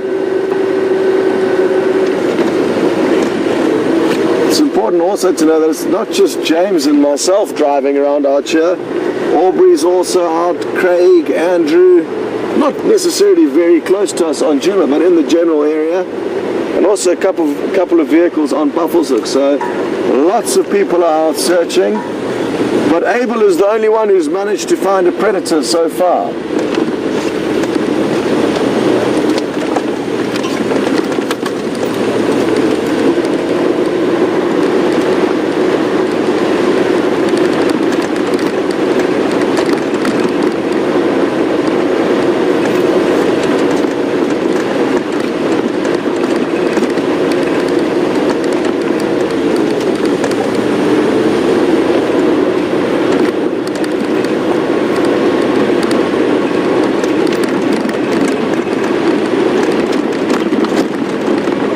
The lions are making us go around in circles this morning.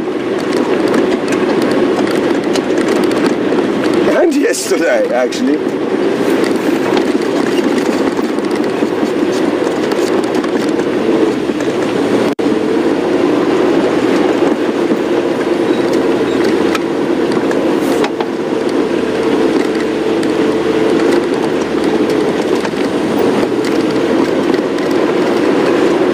I guess one of our viewers, We Siberia, couldn't help but imagine what would happen if the lions we are tracking came across the zebra we've just been looking at. And as also pointed out, it seems like the lion never catches zebra in this area. And I guess that's fair to say. I haven't seen lions on a zebra kill for a very, very long time. And the only reason I can put down to that, I guess, is just bad timing. We're not in the right place at the right time. And also there's not really many zebra around. And if there were more zebra, there would certainly be more kills made by lion. It's a perfect prey size for lion, obviously depending on the pride. They do come with their dangers though. They can kick very hard and cause injury to lions when the lions jump on their back, and you very often see zebra with scratches on their rump and where their stripes don't meet up as they should, because the lions have sliced them and they've grown back in a funny pattern. So you do often see lots of zebra who have escaped lions, but in certain areas of Africa where zebra are more common, you will see lots and lots of lions killing them, lots of zebra kills.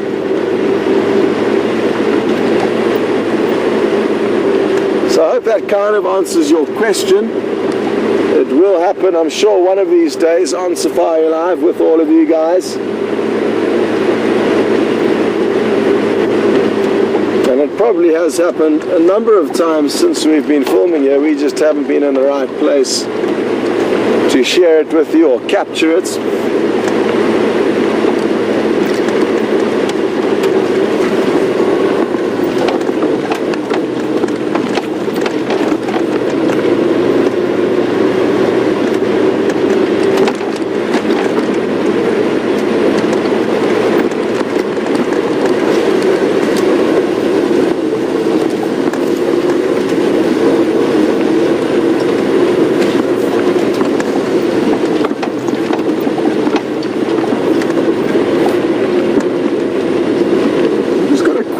through from Kevin, and I'm going to try my best to answer it for you, Kevin.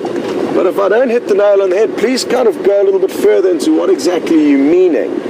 Kevin has asked, how does the morning tracking exercise affect the afternoon tracking exercise, or I guess what differences are there between them?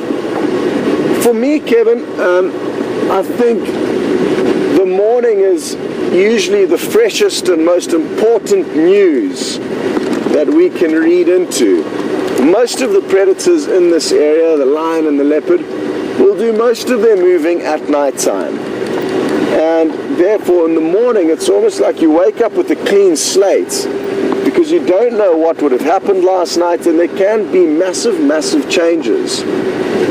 So for me, there's the most information on the morning news in terms of facts, and often the most exciting and bizarre of updates and bulletins that we get from the tracks on the ground. Whereas this afternoon is usually less productive, because the predators are less active during the day and will continue to become even less active as it becomes hotter into the summer months. And the tracks that are left from the night before in the afternoon are also not as crisp and not as fresh. The wind and the changing temperatures would have had very powerful effects on the tracks and how clear they are. So for me, tracking is an exercise that is best done first thing in the morning, especially in this area where we do get most of the movement happening at night. The afternoon is less productive, and in this area where there are a fair amount of vehicles driving around, you can often find that other vehicles may have driven over tracks, and even though they as individuals may know the information along the way, if you come there later on, you will not know anything, because the vehicle's tracks would have erased the footprints on the ground. So I hope that answers your question, Kevin. I guess the one good thing about investing a lot of time in tracking in the morning is that it does help give you a good idea of where to start your search in the afternoon. Let's take a chance here. No. There was a lilac-breasted roller, a bird that has been teasing us the whole morning, and I've yet to get you a very good visual. But the one that we just tried to see now has just flown up and landed up on a tree to our left here. And maybe we will have another opportunity to get you a close-up. They're incredibly pretty birds, but only if you can see them. Oh! Okay, well there's actually two here. Jeandré spotted you another one. Consolation prize. Even from here, even though we're not very close, you can certainly see the beautiful colors that I speak of. You can also get an idea of how it's battling to perch on that little branch with the wind that we're experiencing today. And it's using its tail to help balance, teetering up and down. Has it spotted? No, it looks like it could have spotted an insect there. They like to sit up on perches like this and wait for insects to flutter around or give away their location on the ground below, and then they fly down and most often catch their insects in the grass or on the ground, but can also catch insects on the wing. And speaking of catching insects on the wing, that is something that we can really look forward to in the summer months. The reproductive winged termites, often termed as flying ants incorrectly because they're not ants, they're termites, but they emerge from the termite mounds in their hundreds and thousands and provide huge food sources and protein sources to a lot of our feathered friends. and other animals, not just the birds, reptiles, frogs, lizards, geckos. We even saw a young hyena walking through the quarantine clearings eating the flying ants not so long ago, or reproductive termites. And it's actually a major reason why a lot of birds migrate to Africa. It's to harvest the highly nutritious termites. So that's something we can look forward to. And often you get spoilt with really great acrobatic shows as birds fly in, catching the flying ants on the wing.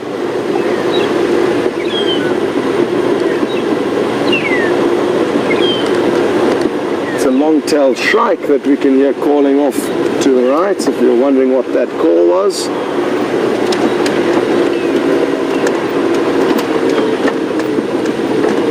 What to do, what to do.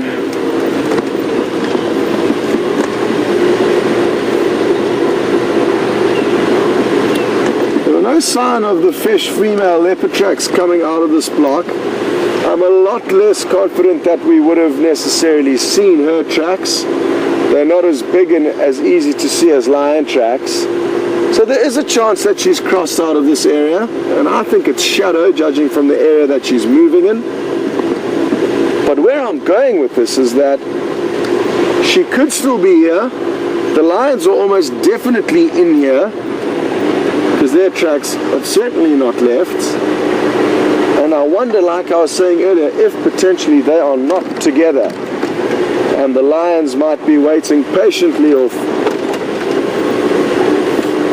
below a marula tree where she may be sitting with the kill.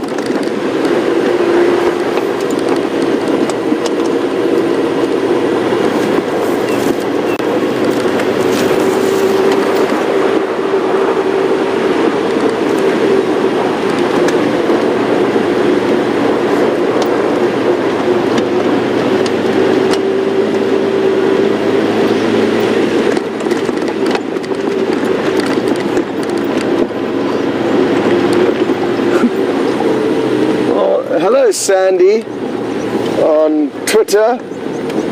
Sandy's interested to know if I'm resting or if I've given up or what's the plan, and I don't blame you for asking that question, Sandy, because it does seem like I've lost focus here. And it's not that I've lost focus, it's just that I've run out of options, really. I can't take you walking through the bush with me, which would be what I would naturally do in this scenario. I'd go to the last tracks that James had, and I would follow them on foot, but then I'd have to leave you behind. And there's no other roads that we can check, so it would be pointless driving around at a high speed around roads we have already checked. And I certainly haven't given up, but what I've just decided to do now is to drive through the block, and possibly with some stroke of a miracle we may drive through the right area to find them. It's the only option I have, unless any of you have got some ideas. That is the only thing I can suggest. Like I say, there's not much else going on. Nobody's found any other animals this morning other than Abel with the cheetah where we cannot go.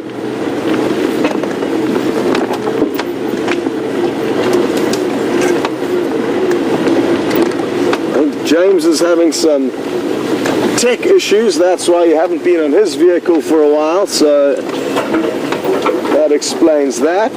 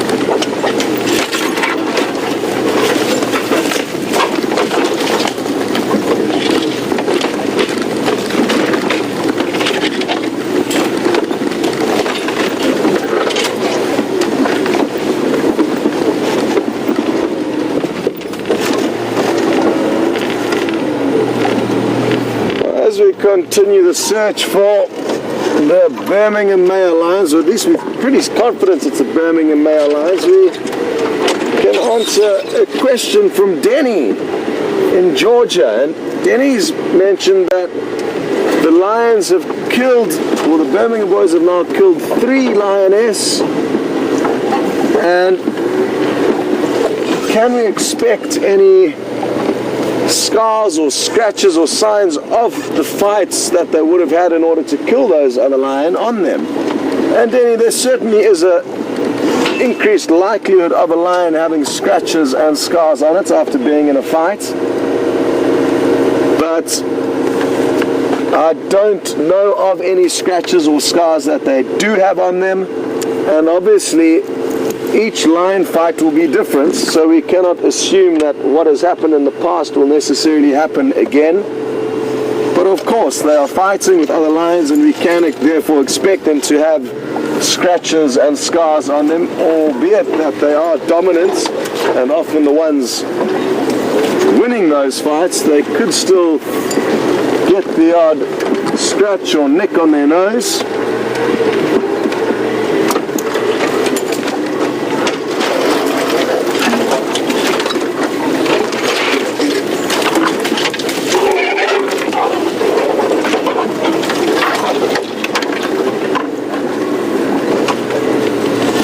Stop here and firstly allow Jeandré to take off his jacket just like I've done. It's really heating up, and then also just show you some mounds of earth to the left of us, and the animal responsible for them is the aardvark.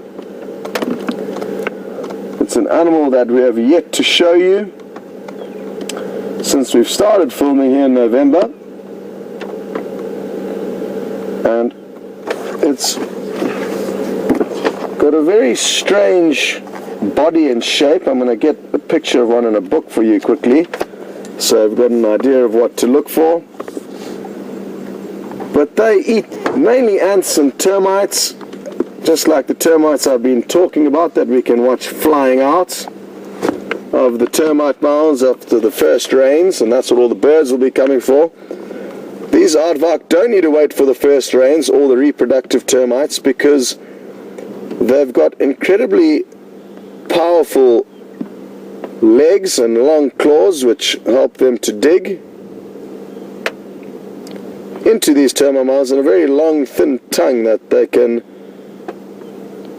probe into the holes and burrows.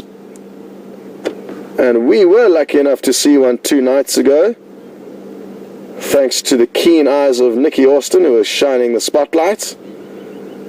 And we were all pleasantly surprised when she screamed out, "Aardvark, reverse!" And we reversed, and we all got to see the aardvark, albeit a fleeting glimpse. And the reason why in this area we don't see them very often is that they're almost strictly nocturnal. In the Sabi Sands and other parts of Africa, you cannot quite often actually see them during the day.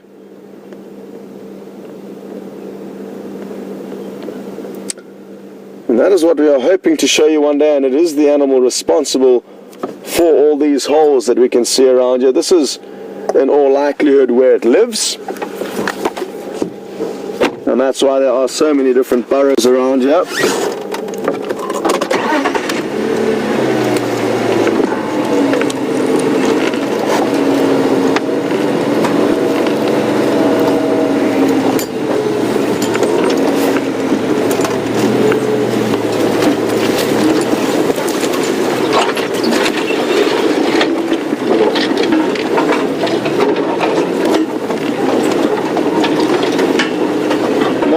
What we're doing now is something that I would typically not do under a normal tracking scenario, but because we have spent so much time looking for these animals today, I am taking this last desperate, sorry Jeandré, he's still there, this last desperate stab at trying to find the lion. But in retrospect, it probably wasn't the best idea to drive hopingly through this block with a very small chance of finding them. But we are in too deep now to back out, so we're going to continue all the way to Zoe's Road. just need to make sure I don't put us into another aardvark hole, which is what we drove into earlier there.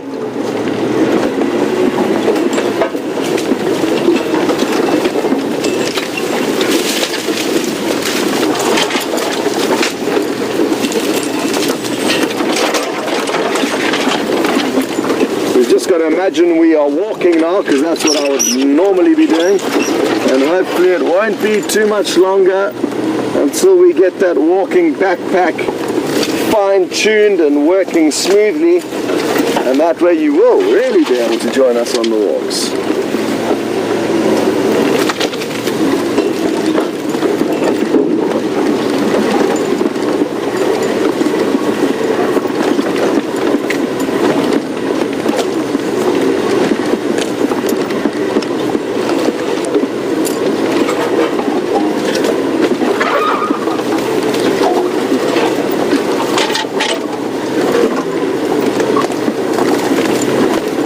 We just got a great comment through from X-Ranga, and X-Ranga's mentioned that maybe somebody's walking around with a lion print under their shoes and just doing this to fool us, watching from the bushes nearby as we drive around excitedly. And that really would be funny if that was the case, at least for the person who was pulling off that stunt, not for us.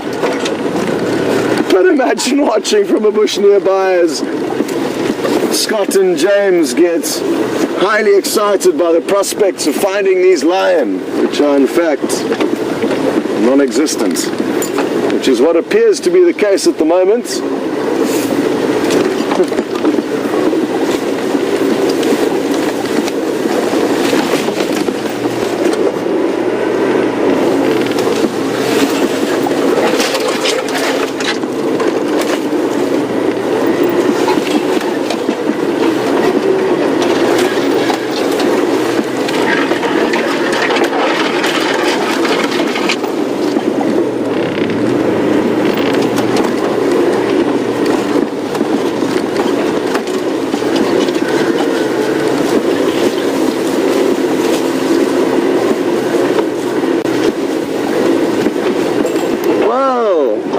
Some great news, and that is that we have got some new viewers all the way in Oklahoma, and that's Shauna and Ambrosia. It's so good to have you joining in on our safaris, and thank you very much for all your kind words. Because Shauna and Ambrosia haven't been tuned in for very long, they are not sure how often we actually get to film lions and how often do we see them. And we see them quite regularly. I mean, it depends from time to time. They are either on the property or off the property, or they are on the property and we simply can't find them because there's a lot of hiding places for them. But we do get some great sightings of them. Don't worry, you've got to keep tuning in. And I would say almost every day we will see a predator of sorts, at least once, either in the morning drive or the afternoon drive, but it fluctuates. And yesterday we didn't see any predators, and today we haven't seen any yet either. But they go through stages where there may be two different leopards that we could be viewing and a pride of lion, and we almost don't know which one to go to. So we are incredibly spoiled out here, and sadly you haven't been spoiled just yet, it sounds like. But keep tuning in and you will certainly get a good idea of what I'm talking about and how lucky we actually are. I guess if you started watching yesterday you may think otherwise. And I'm so happy to hear that.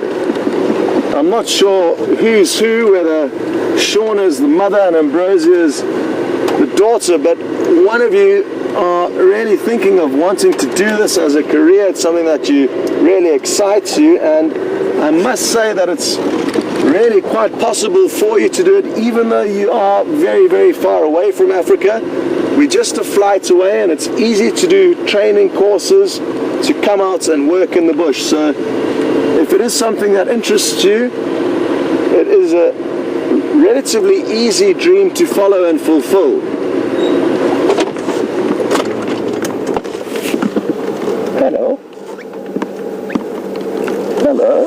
This is awesome. It's so close.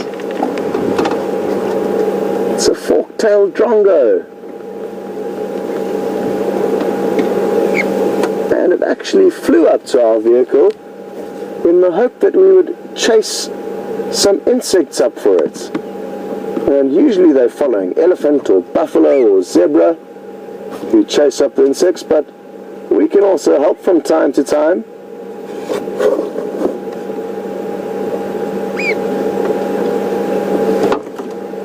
And look at how cute its little toes and talons are. We don't often get this close to them. They're incredibly clever little birds, the fork-tailed drongos. They've got the ability to mimic other birds' calls. And even not only birds' calls, but other animals' calls. And they are known to tease mongoose and meerkat and let off an alarm call as soon as the mongoose or meerkats have caught a kill, and that way the mongoose will drop their kill and run for cover back into their burrows, and then the fork-tailed drongo will be able to fly down and eat their meal. But obviously the fork-tailed drongo can't do that and mimic their alarm call every time, otherwise they would tune into it. And a lot of the time the fork-tailed drongo is actually helping and providing useful updates to the mongooses or meerkats, but every now and then it will cash in and claim its meal for having kept an eye out for the birds. Look at how windy it is. It's really battling to stay balanced there. Well, that's certainly the closest I've ever been able to get you to a fork-tailed drongo, or it managed to get itself to you. I think in this case it came straight up to us. It's got that very distinctive dark maroon red eye, which I'm sure a lot of you haven't seen before. And now you can see it's very clearly fork-tailed, blowing in the wind. What I'm going to do is I'm going to ask Jeandré to keep filming it as we move. It's going to be tricky, but what I'd like to show is how it may follow us to the next branch where we park. So I'm going to drive very slowly, and let's see if it doesn't follow us. Where you see it's moving too quickly, but it's just come up to the next tree to wait for us. Oh, it's right in front of the car now. It's playing with us, and I think it did manage to gobble something up. You can see it shaking its head in excitement now, trying to swallow whatever it caught. Hey, how was that? What did you catch? I'm not sure if it's tasty, but it doesn't seem like you... Oh no, there we go. We've got it down, finally. Let's do it again. Let's try again. Let's see what happens next. There's another little branch up ahead, and I'm guessing it's going to fly there and wait.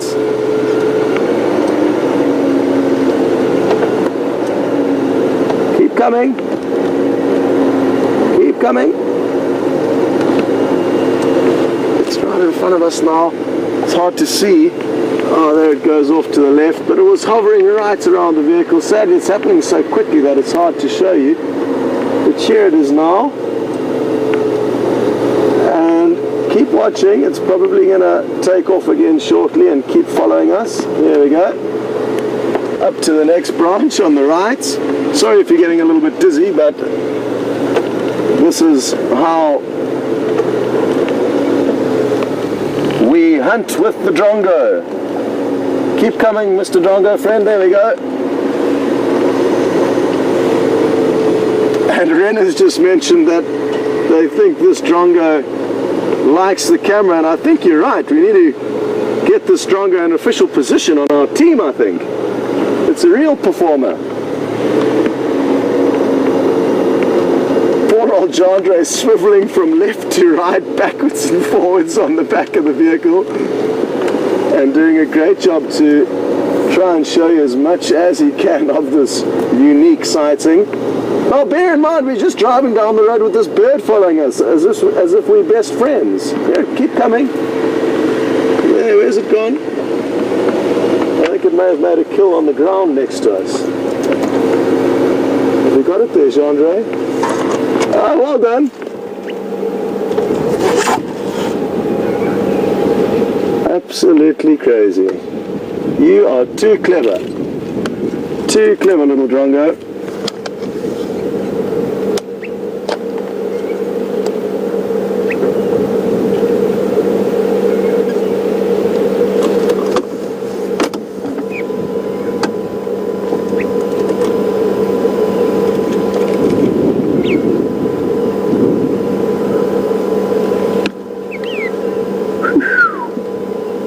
Are you urging us to carry on, little Drongo? Hey, should we carry on? Okay, we'll carry on if that's what you want. I hope you managed to hear that little whistle it let out there.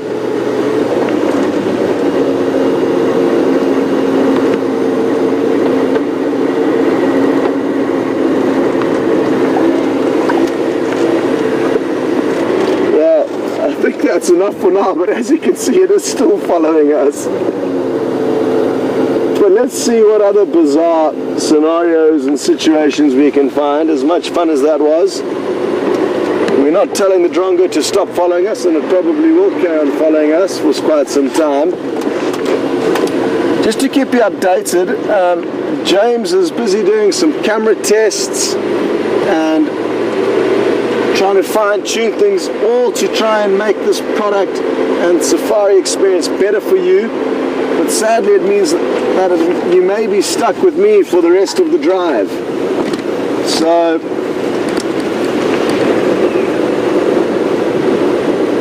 that's the only update I have for you on James. There is a chance that you're not going to see him again this morning.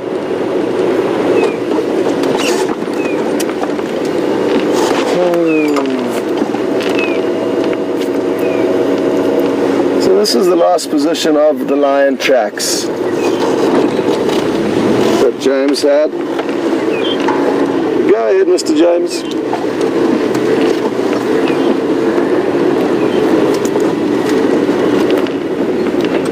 Copy that. Well done. And how many?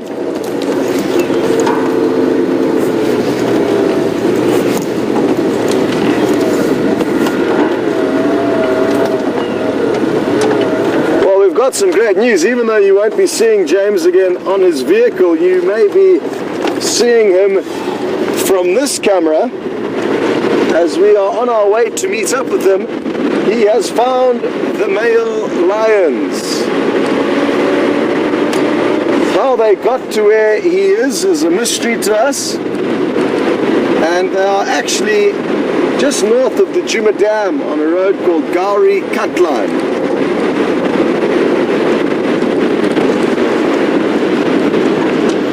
So, good news, at least the lions were finally found.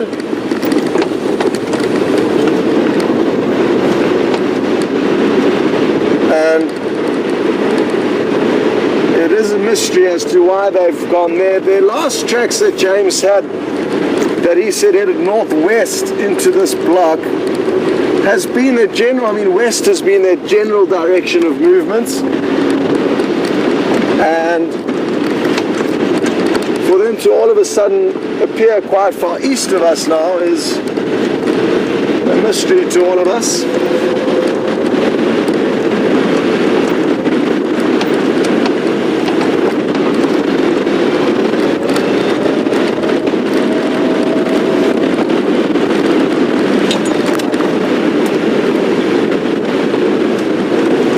And for Shauna and Ambrosia, don't go anywhere. You're going to get to see that lions actually do exist here.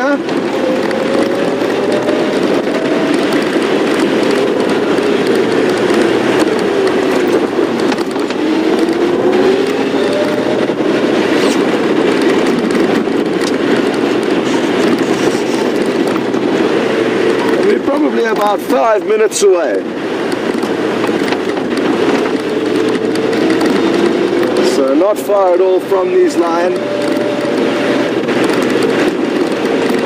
Sadly, I think we would have probably missed all the action that has unfolded in the course of the night, and they're probably not going to be up to too much.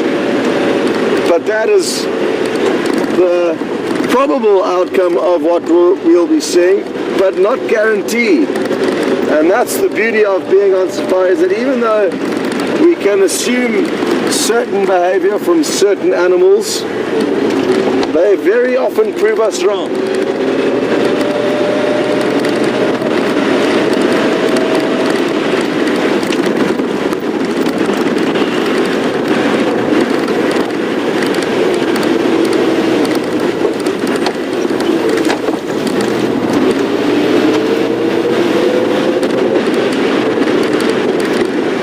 James actually found these lions on the very same road that he would have had to drive up to get to where he started his morning safari with all of you on buffels or cut line.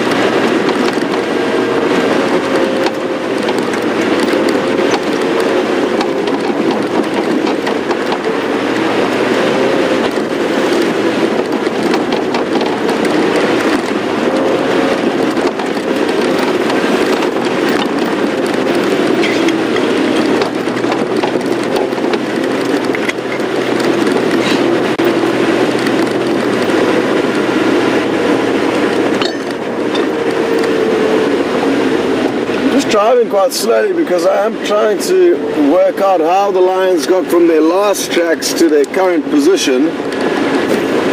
I'm not seeing any clues here, and the reason why I'm interested to try and find out this information is to confirm that there aren't possibly other lion there, like we said earlier, possibly the Matimba males.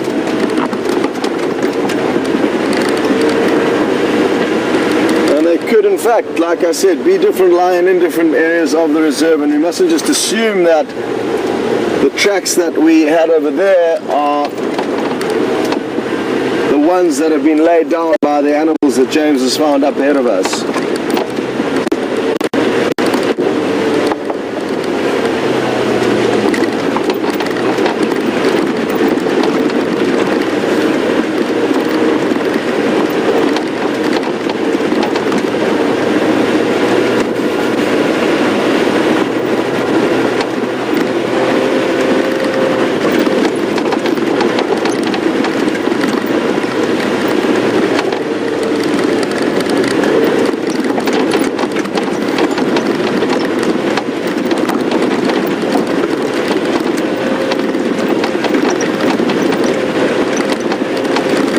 Drive channel's not working at all well today, which is strange. It's usually quite good, but today it's terrible, and battling to copy a lot of the transmissions that are happening here.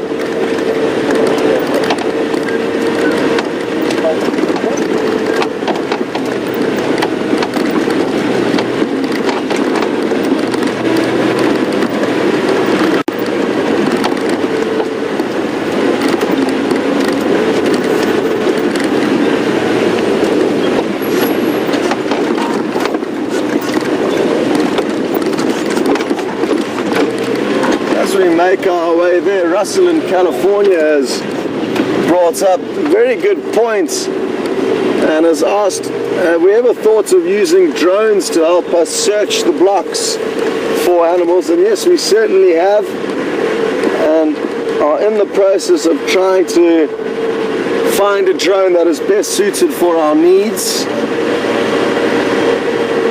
And they certainly are going to become a very important part of, or at least I think they are. I think they will become a very important part of the Safari Live experience. They'll be able to offer us incredible views and incredible assistance on Safari. So it is something to look forward to, Russell, but I think there's going to be a lot of fine-tuning before we can especially have them transmitting a live feed like we're doing right now. And that is what all of us here at WildEarth really love about the product, that it is live. It would be no good sending up a drone to film and then watching the video afterwards. That wouldn't be fun. Well, it would, but not as fun as watching it live and searching from there. Imagine sending it up over these big blocks and scouring them for any signs of animals.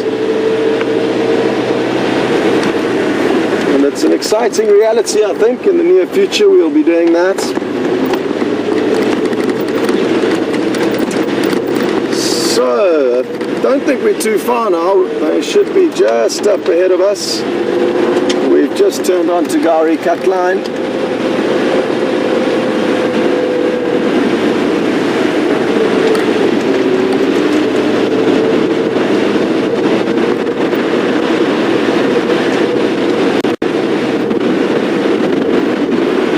Now this is an area where we sometimes have bad signal, so let's just cross fingers that we are not going to be in a dead zone.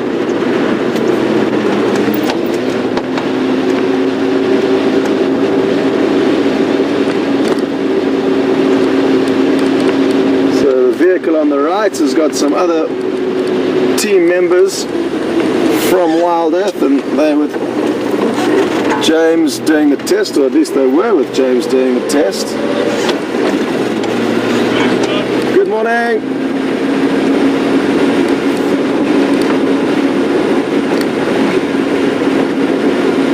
And finally, the mission of this morning is coming to completion, and we can eventually enjoy a sighting of some male lions. Now this is interesting. If it's just two of them here, it means the other three could still be there, but no, it looks like there could be more than two here. It looks like they might all be here. This is looking good.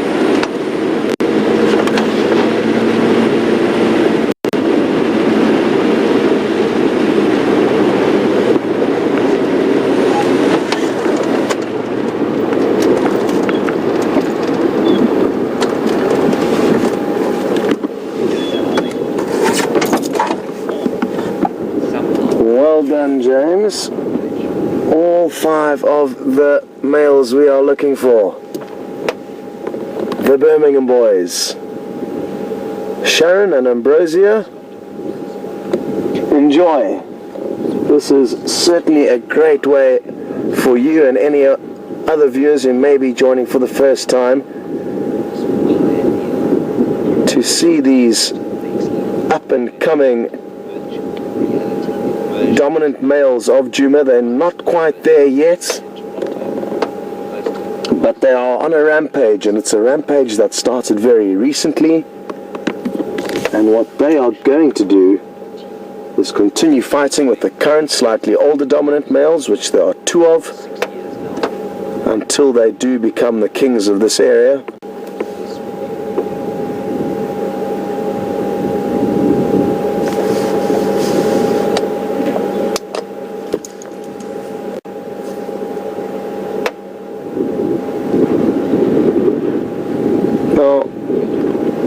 Remember who it was exactly that asked about the scars we may find on them from fights that they've had with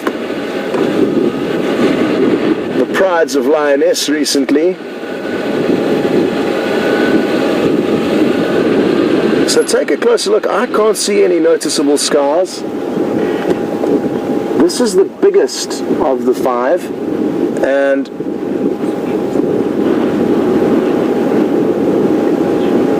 there's 3 others that are slightly smaller than him and therefore younger, and then 1 that's smallest out of all 5. So it's 1 big, 3 in between, and 1 slightly smaller. I would like to know what he's looking at out in the distance. I'm trying to look back to see if I can find out what he is focusing on, possibly vultures or some birds. It looks like he's looking slightly up into the sky, although now it looks like he may be looking at me. All of the others are fast asleep.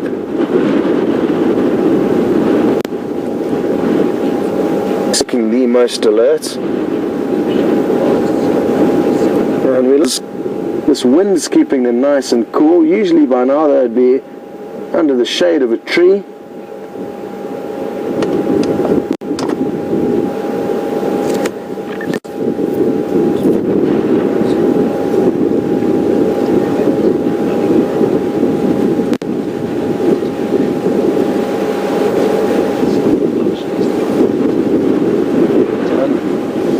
Talking about the pride takeover or coalition takeover that's going on here between these 5 and the other 2 Matimba males. And Janice is asking, would it be dangerous for us to get caught in the middle of one of these battles? I think there is a very slight chance that we could get caught in the crossfire, but it is an extremely, extremely slight chance. And the only reason I'm mentioning that is that we never know what is going to happen out here, and there's always a small risk that something bizarre could happen. But I feel that, like in most scenarios, we simply are spectators to what's going on here, and very fortunately don't get caught up in these animals' ongoings. So I really don't think we do have anything to worry about, and would love for nothing more than to be able to see and witness a battle between these lions. It's something that I've never seen, and I have spent many years and many hours in the bush, and many, many hours with lion. And it's purely to hear the noises and see the power that these animals have that I would like to watch. It's not to see any individual lose or be killed. That would be a reason why I wouldn't want to watch, but it is a reality that these 5 males could at any point fight and kill a lion on one of these live safaris. So it isn't something that we will not film, simply because it's sad and gory. It is nature, and it would happen whether we were here or not. But it is something that all of the viewers should prepare themselves for, because there is a very strong likelihood that one of us are going to be in the right place to film a battle with these lions. And it's not necessarily going to be with the Matimba males. It could also be with a pride of lioness, and already 3 lioness have been killed by these males. The most recent one was, I think, 3 days ago, and that was a lioness from the Styx pride. She was about 6 years old and possibly trying to defend the cub of her sister. Look at how impressive he is.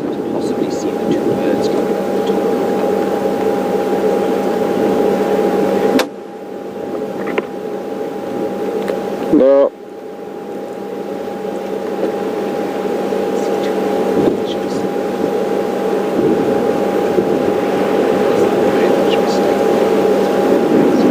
look at those eyes. Their manes are going to continue to grow. Oh, Jeandré, look here on the right. That's astonishing.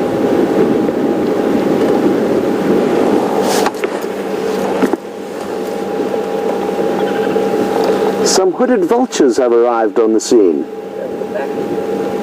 And they would have seen these lions from far, far way up in the sky. And they've come in to make sure that the lions don't have a kill here. The good news is for these hooded vultures, even though the lions don't have a kill, which means there's no guaranteed meat for them to feed on. Hooded vultures will feed on the feces of lion. Terrible thought, but that is the good news for them. Even though they have arrived here and there's no meat to feed on, all they need is one of these lions to defecate and they will have breakfast.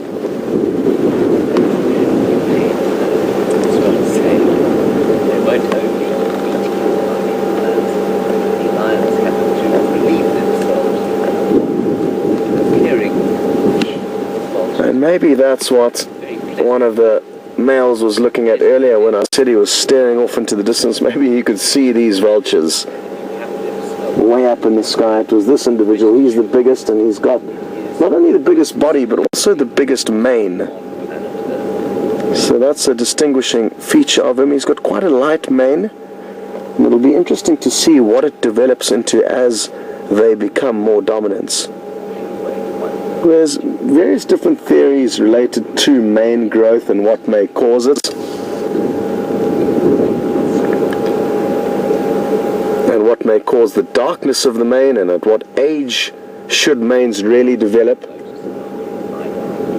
But one of the theories is that when males know that they are becoming dominant, which is exactly now for these males, the increased boost in testosterone and hormones coursing through their veins as they go through this rampage increases mane growth, and I think it's a plausible theory. So it's going to be interesting in the next couple of months to see how quickly their manes grow and also how dark they become. We certainly do have a lot of growing to do, and for some of the guides who have seen them together, it's believed that the two Matimbas are considerably larger than these males, but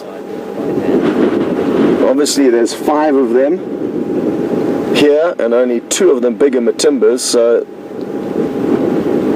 thankfully they've got power in numbers, not necessarily size for the time being.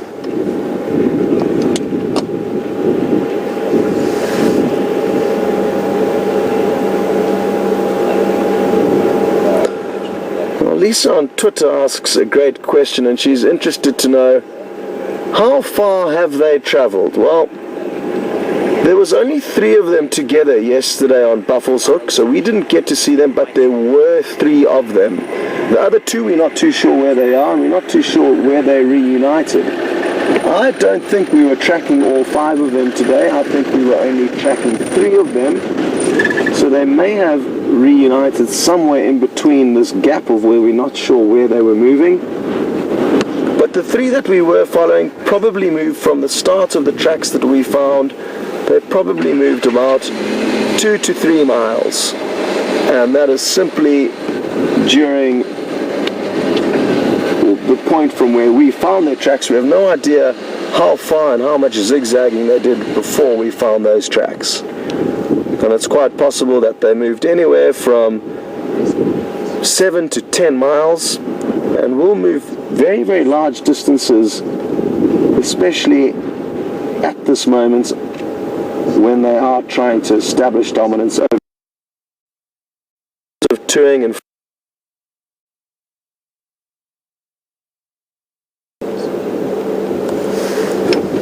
we are bound to experience a lot more interesting behavior from them. How are you? Very good. How are you guys doing? Good. Good. Thanks for allowing us in. No problem. Where's the 5th one?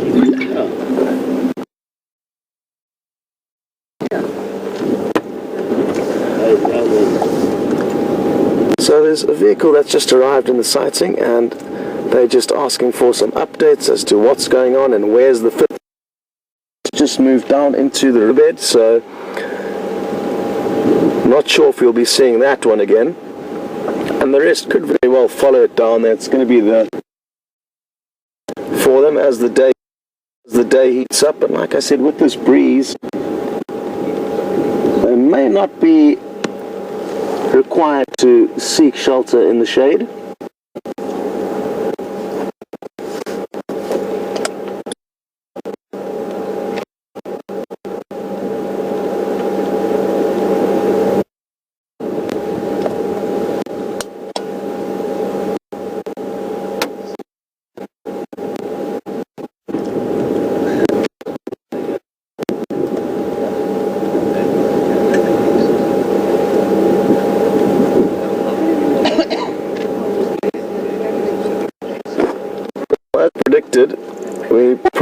don't expect too much action.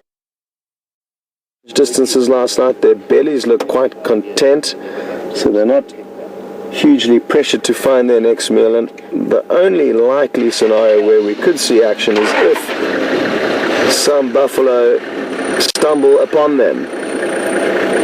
So if anything was to walk into this sleepy scene, their body language could very, very quickly change.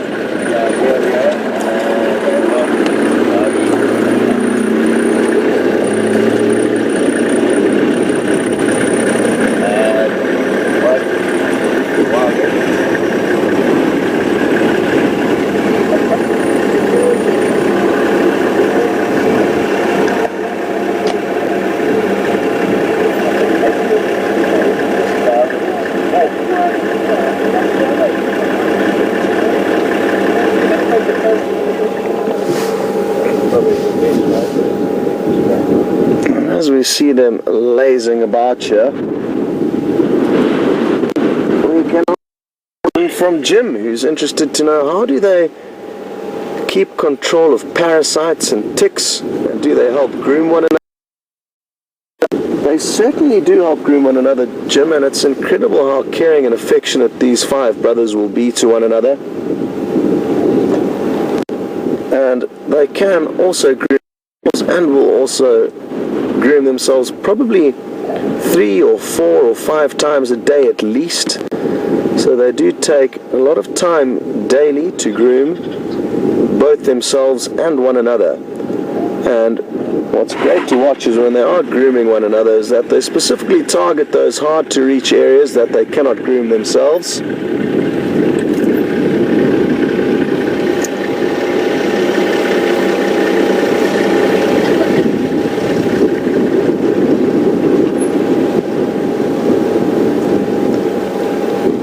Those 3, you've got an idea of how affectionate and caring they can be. They're all snuggling up together with one another. Look now, perfect timing. The one's resting his head on the other's head like a pillow.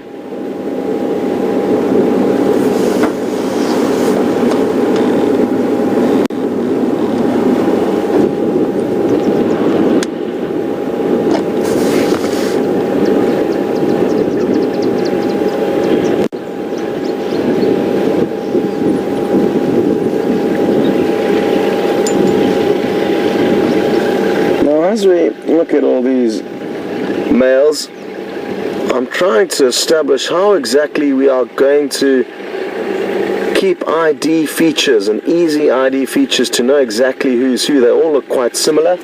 And look, the 5th one that was down on the riverbed looks like he's getting a bit lonely and he's coming to rejoin. Mischian and Dallas has actually just asked, how do we go about identifying the lion? It's a tricky one, Mischian. They are not nearly as easy to identify and differentiate as the leopards are. Leopards have got very clear spots above their muzzles and whisker marks that allow us to differentiate them quite easily. But these 5 males are going to be a little bit more tricky. And things to look for will be scratches on the nose, and scars, scratches and scars, notches out of their ears. Obviously mane size will make a big difference, but there's no set way to identify lion, and like I said, all depends on individual scars and characteristics. There's no spots that you can look for like you can on leopards, and basically you can look at a picture of a very young leopard while it's a cub and see a picture of it when it's fully grown and still be able to with relative confidence establish whether it is exactly the same animal. Whereas with lions it's very different. They all look quite similar, and other than the scratches and scars and different mane sizes, you don't have too much to go on. The great news is you guys get such good views of these animals, often better than us sitting right here. We'll get such good close-ups that you will be able to help us identify who's who.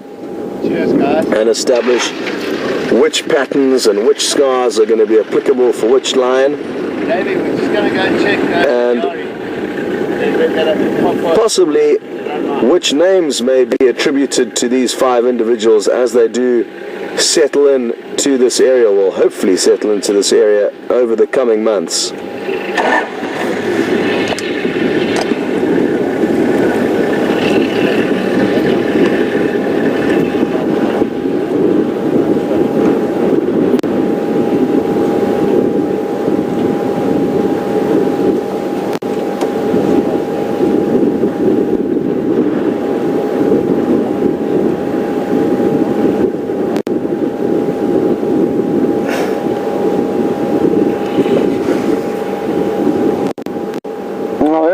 I did mention that the 2 Matimba males are bigger than these 5 individuals, and Jennifer in Idaho is interested to know if they still do have a chance.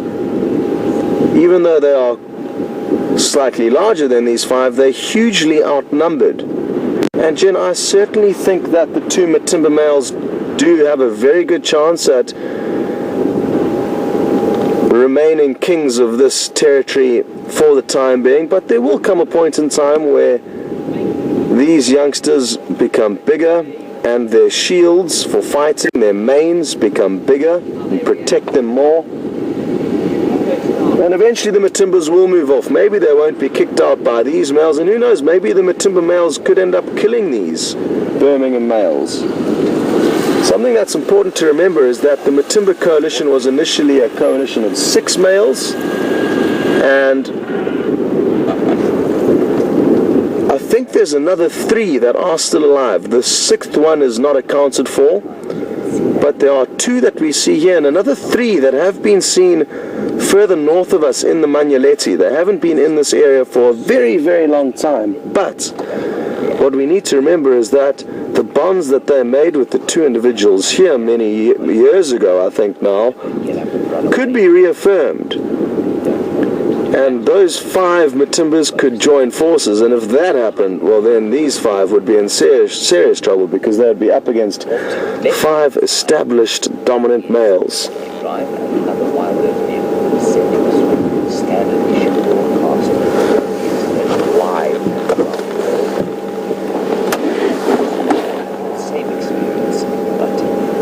And I'm told Wendy in Nebraska was interested to know if the Matimba males did have a big coalition before disbanding to the current 2. And what's important to remember is that quite often coalitions will begin big like this, 5 to 6 members, and then once they've established dominance over an area, it makes sense for them to split up, because 5 males can acquire such a huge territory that it almost becomes impossible to manage and patrol if they all stick together. So what will often happen is that some of them will stay on one section of the territory and the others will stay on another, thus ensuring that by dividing their forces once they have established a territory, they can then maintain and patrol that area far more effectively. If trouble arises and another coalition comes in, all that needs to happen is one loud roaring ceremony, letting their brothers know to come and help, and they will rejoin forces and take on whatever threats may be approaching or imminent. And that was the same with the Mapocho coalition, which is a coalition that I viewed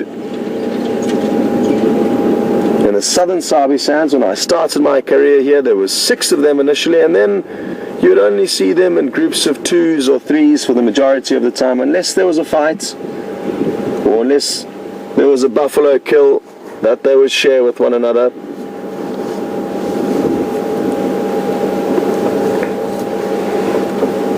And I'm guessing the same thing will happen with these boys once they do become dominant, or if they do become dominant. We will not continue to see all 5 of them together.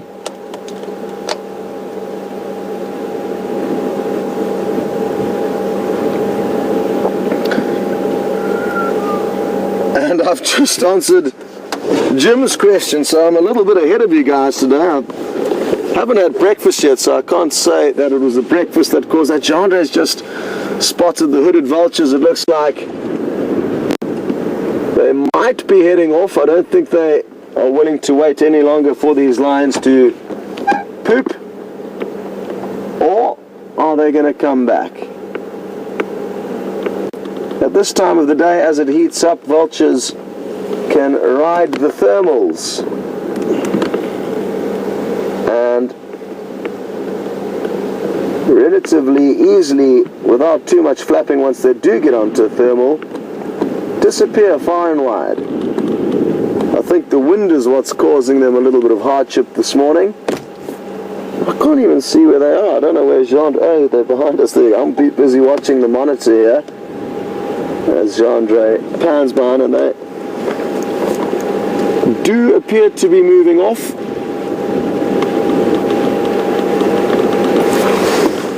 Back to the morning's tracking saga.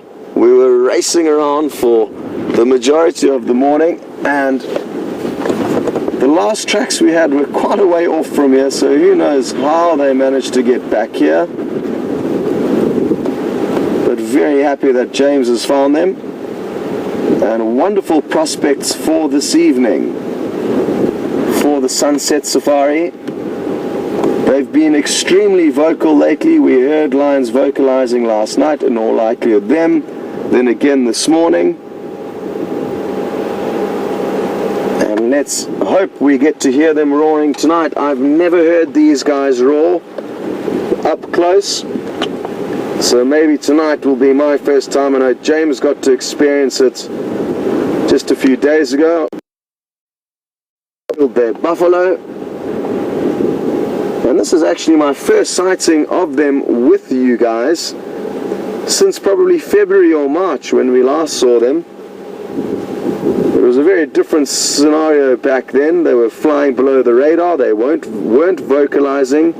They weren't as big as they are now and as bold as they are now. And it's wonderful to see them again after so many months of them being away. They moved probably 20 to 30 miles away from us, further north into the Nyala Reserve,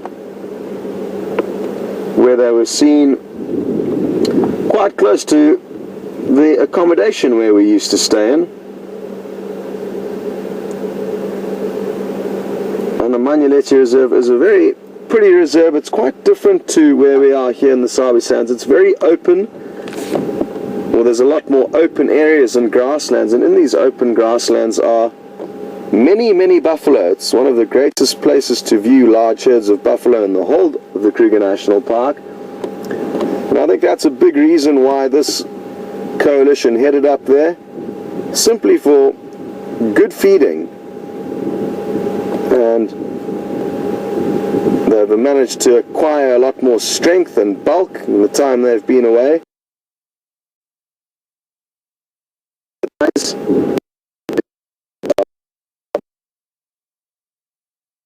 For the males,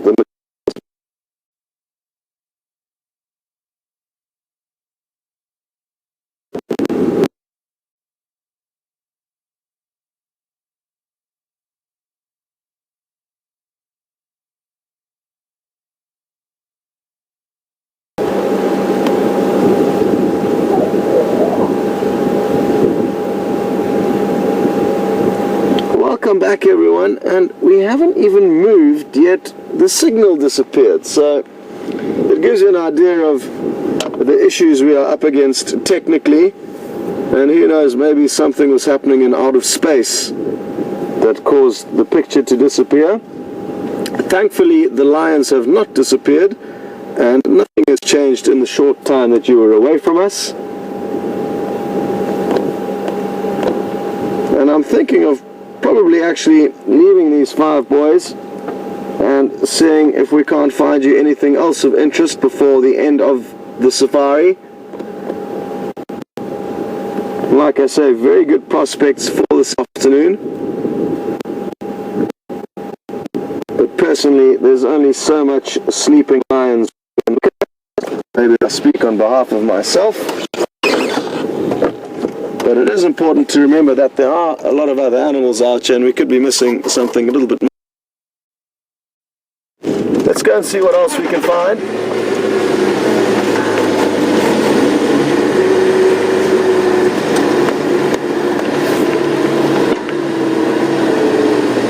See you later, boys. Thanks for making our morning a frantic run around in search for you. What will help is as they do begin to establish themselves in this area, they'll probably start picking areas and routes that they like to use. No different to us as humans. You've got your special route that you like to take to the grocery store and the other one that you like to take to drop the kids off at school. And even though you may travel lots of other routes in and along the way to do random things that aren't part of your more usual routine, you still have those routes or pathways that you need to travel or are more inclined to travel on a more common basis. And that's what will help us to find them more easily. And it's also what helps us to find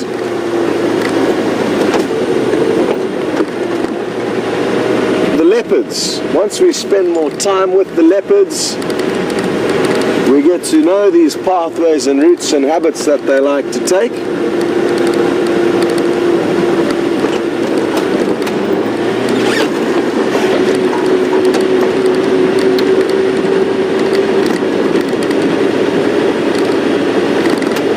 Quite close to the Juma waterhole, and I think we might head past there, see if there's anything going on, and then I would like to go and have a look at the buffalo carcass that these Birmingham males killed, which was, I'm losing track of time out here, but basically they left the kill quite some time ago, 2 or 3 days ago, and hyena fed on it the night before last, but we're not sure exactly what may have fed on it last night and how much is left, so it's going to be interesting to see what's going on there. I'm guessing not too much is going to have changed, but let's go and have a closer look and get to the bottom of that.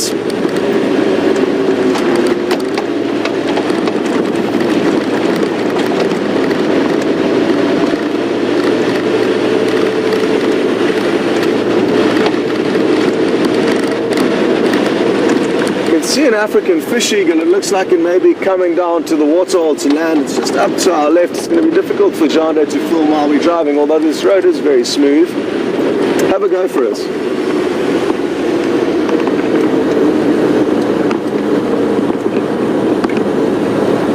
So we are driving alongside this African fish eagle. It may be a little bit bumpy, but we can play around and try a few different things on this live safari, otherwise you won't get any fun shots. Oops, that was a bump that Jeandré didn't see, so that was unavoidable, but good recovery, Jeandré. And like I say, we are approaching the waterhole and there's a lot of catfish nearby. Great work there, Jeandré. And let's go and park here and see if we can't capture it landing. Oh, I think it's going to beat us to it.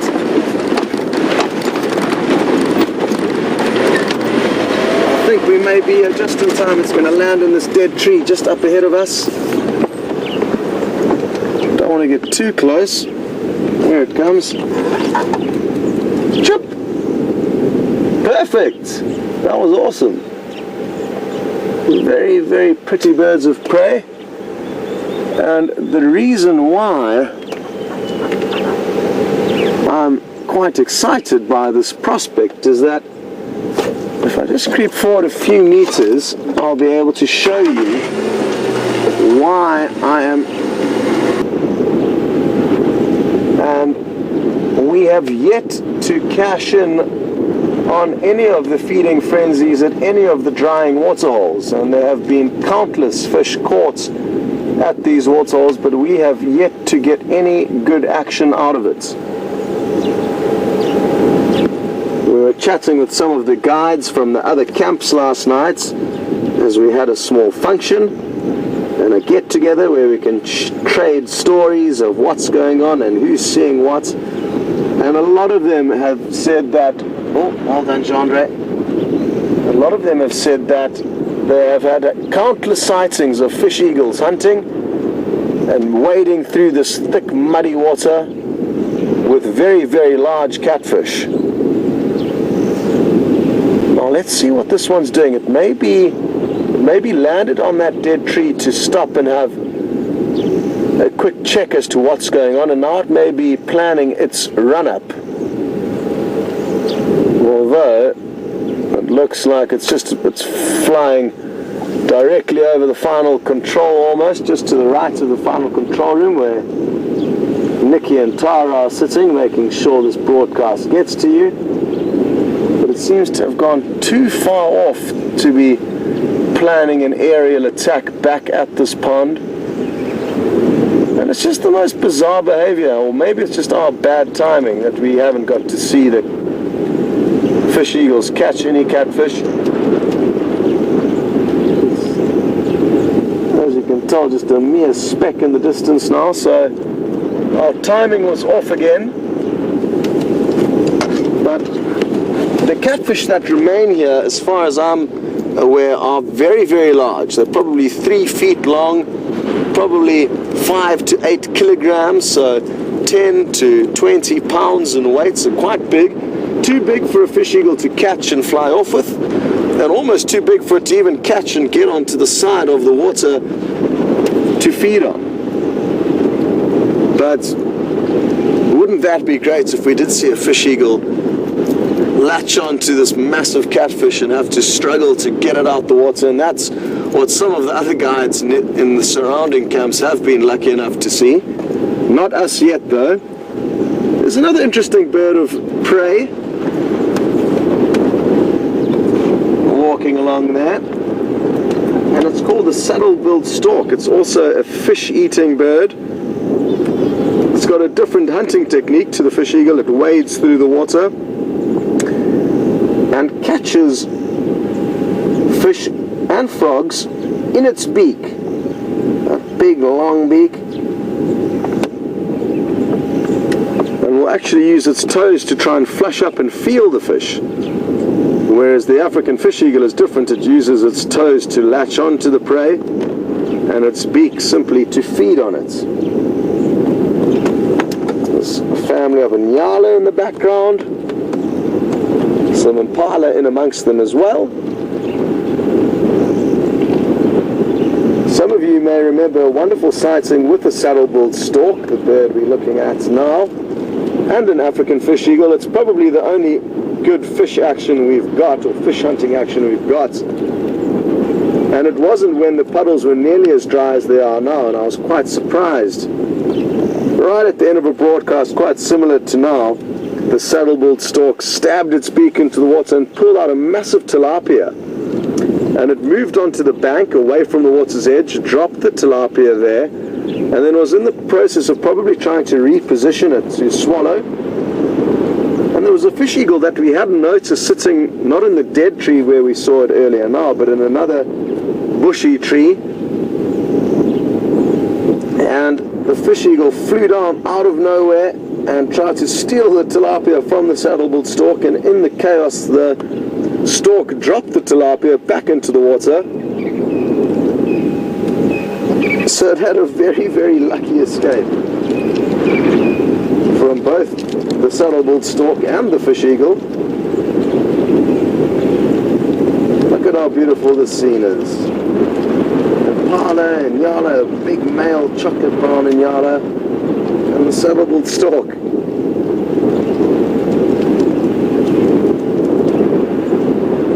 It'll be interesting to see what the stork does when the nyala gets closer, or what the nyala does. It looks like nothing's going to happen.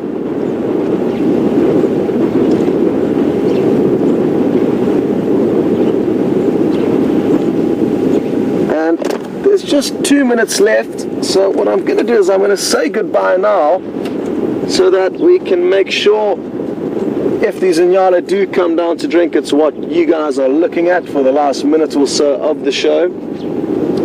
But a very, very big thank you for following in on this morning's sunrise safari. It's been, like I said, not your average safari. We've been doing a lot of racing around early on, but I guess it did pay off, even though we got lucky and found the lions in an area where we didn't expect to.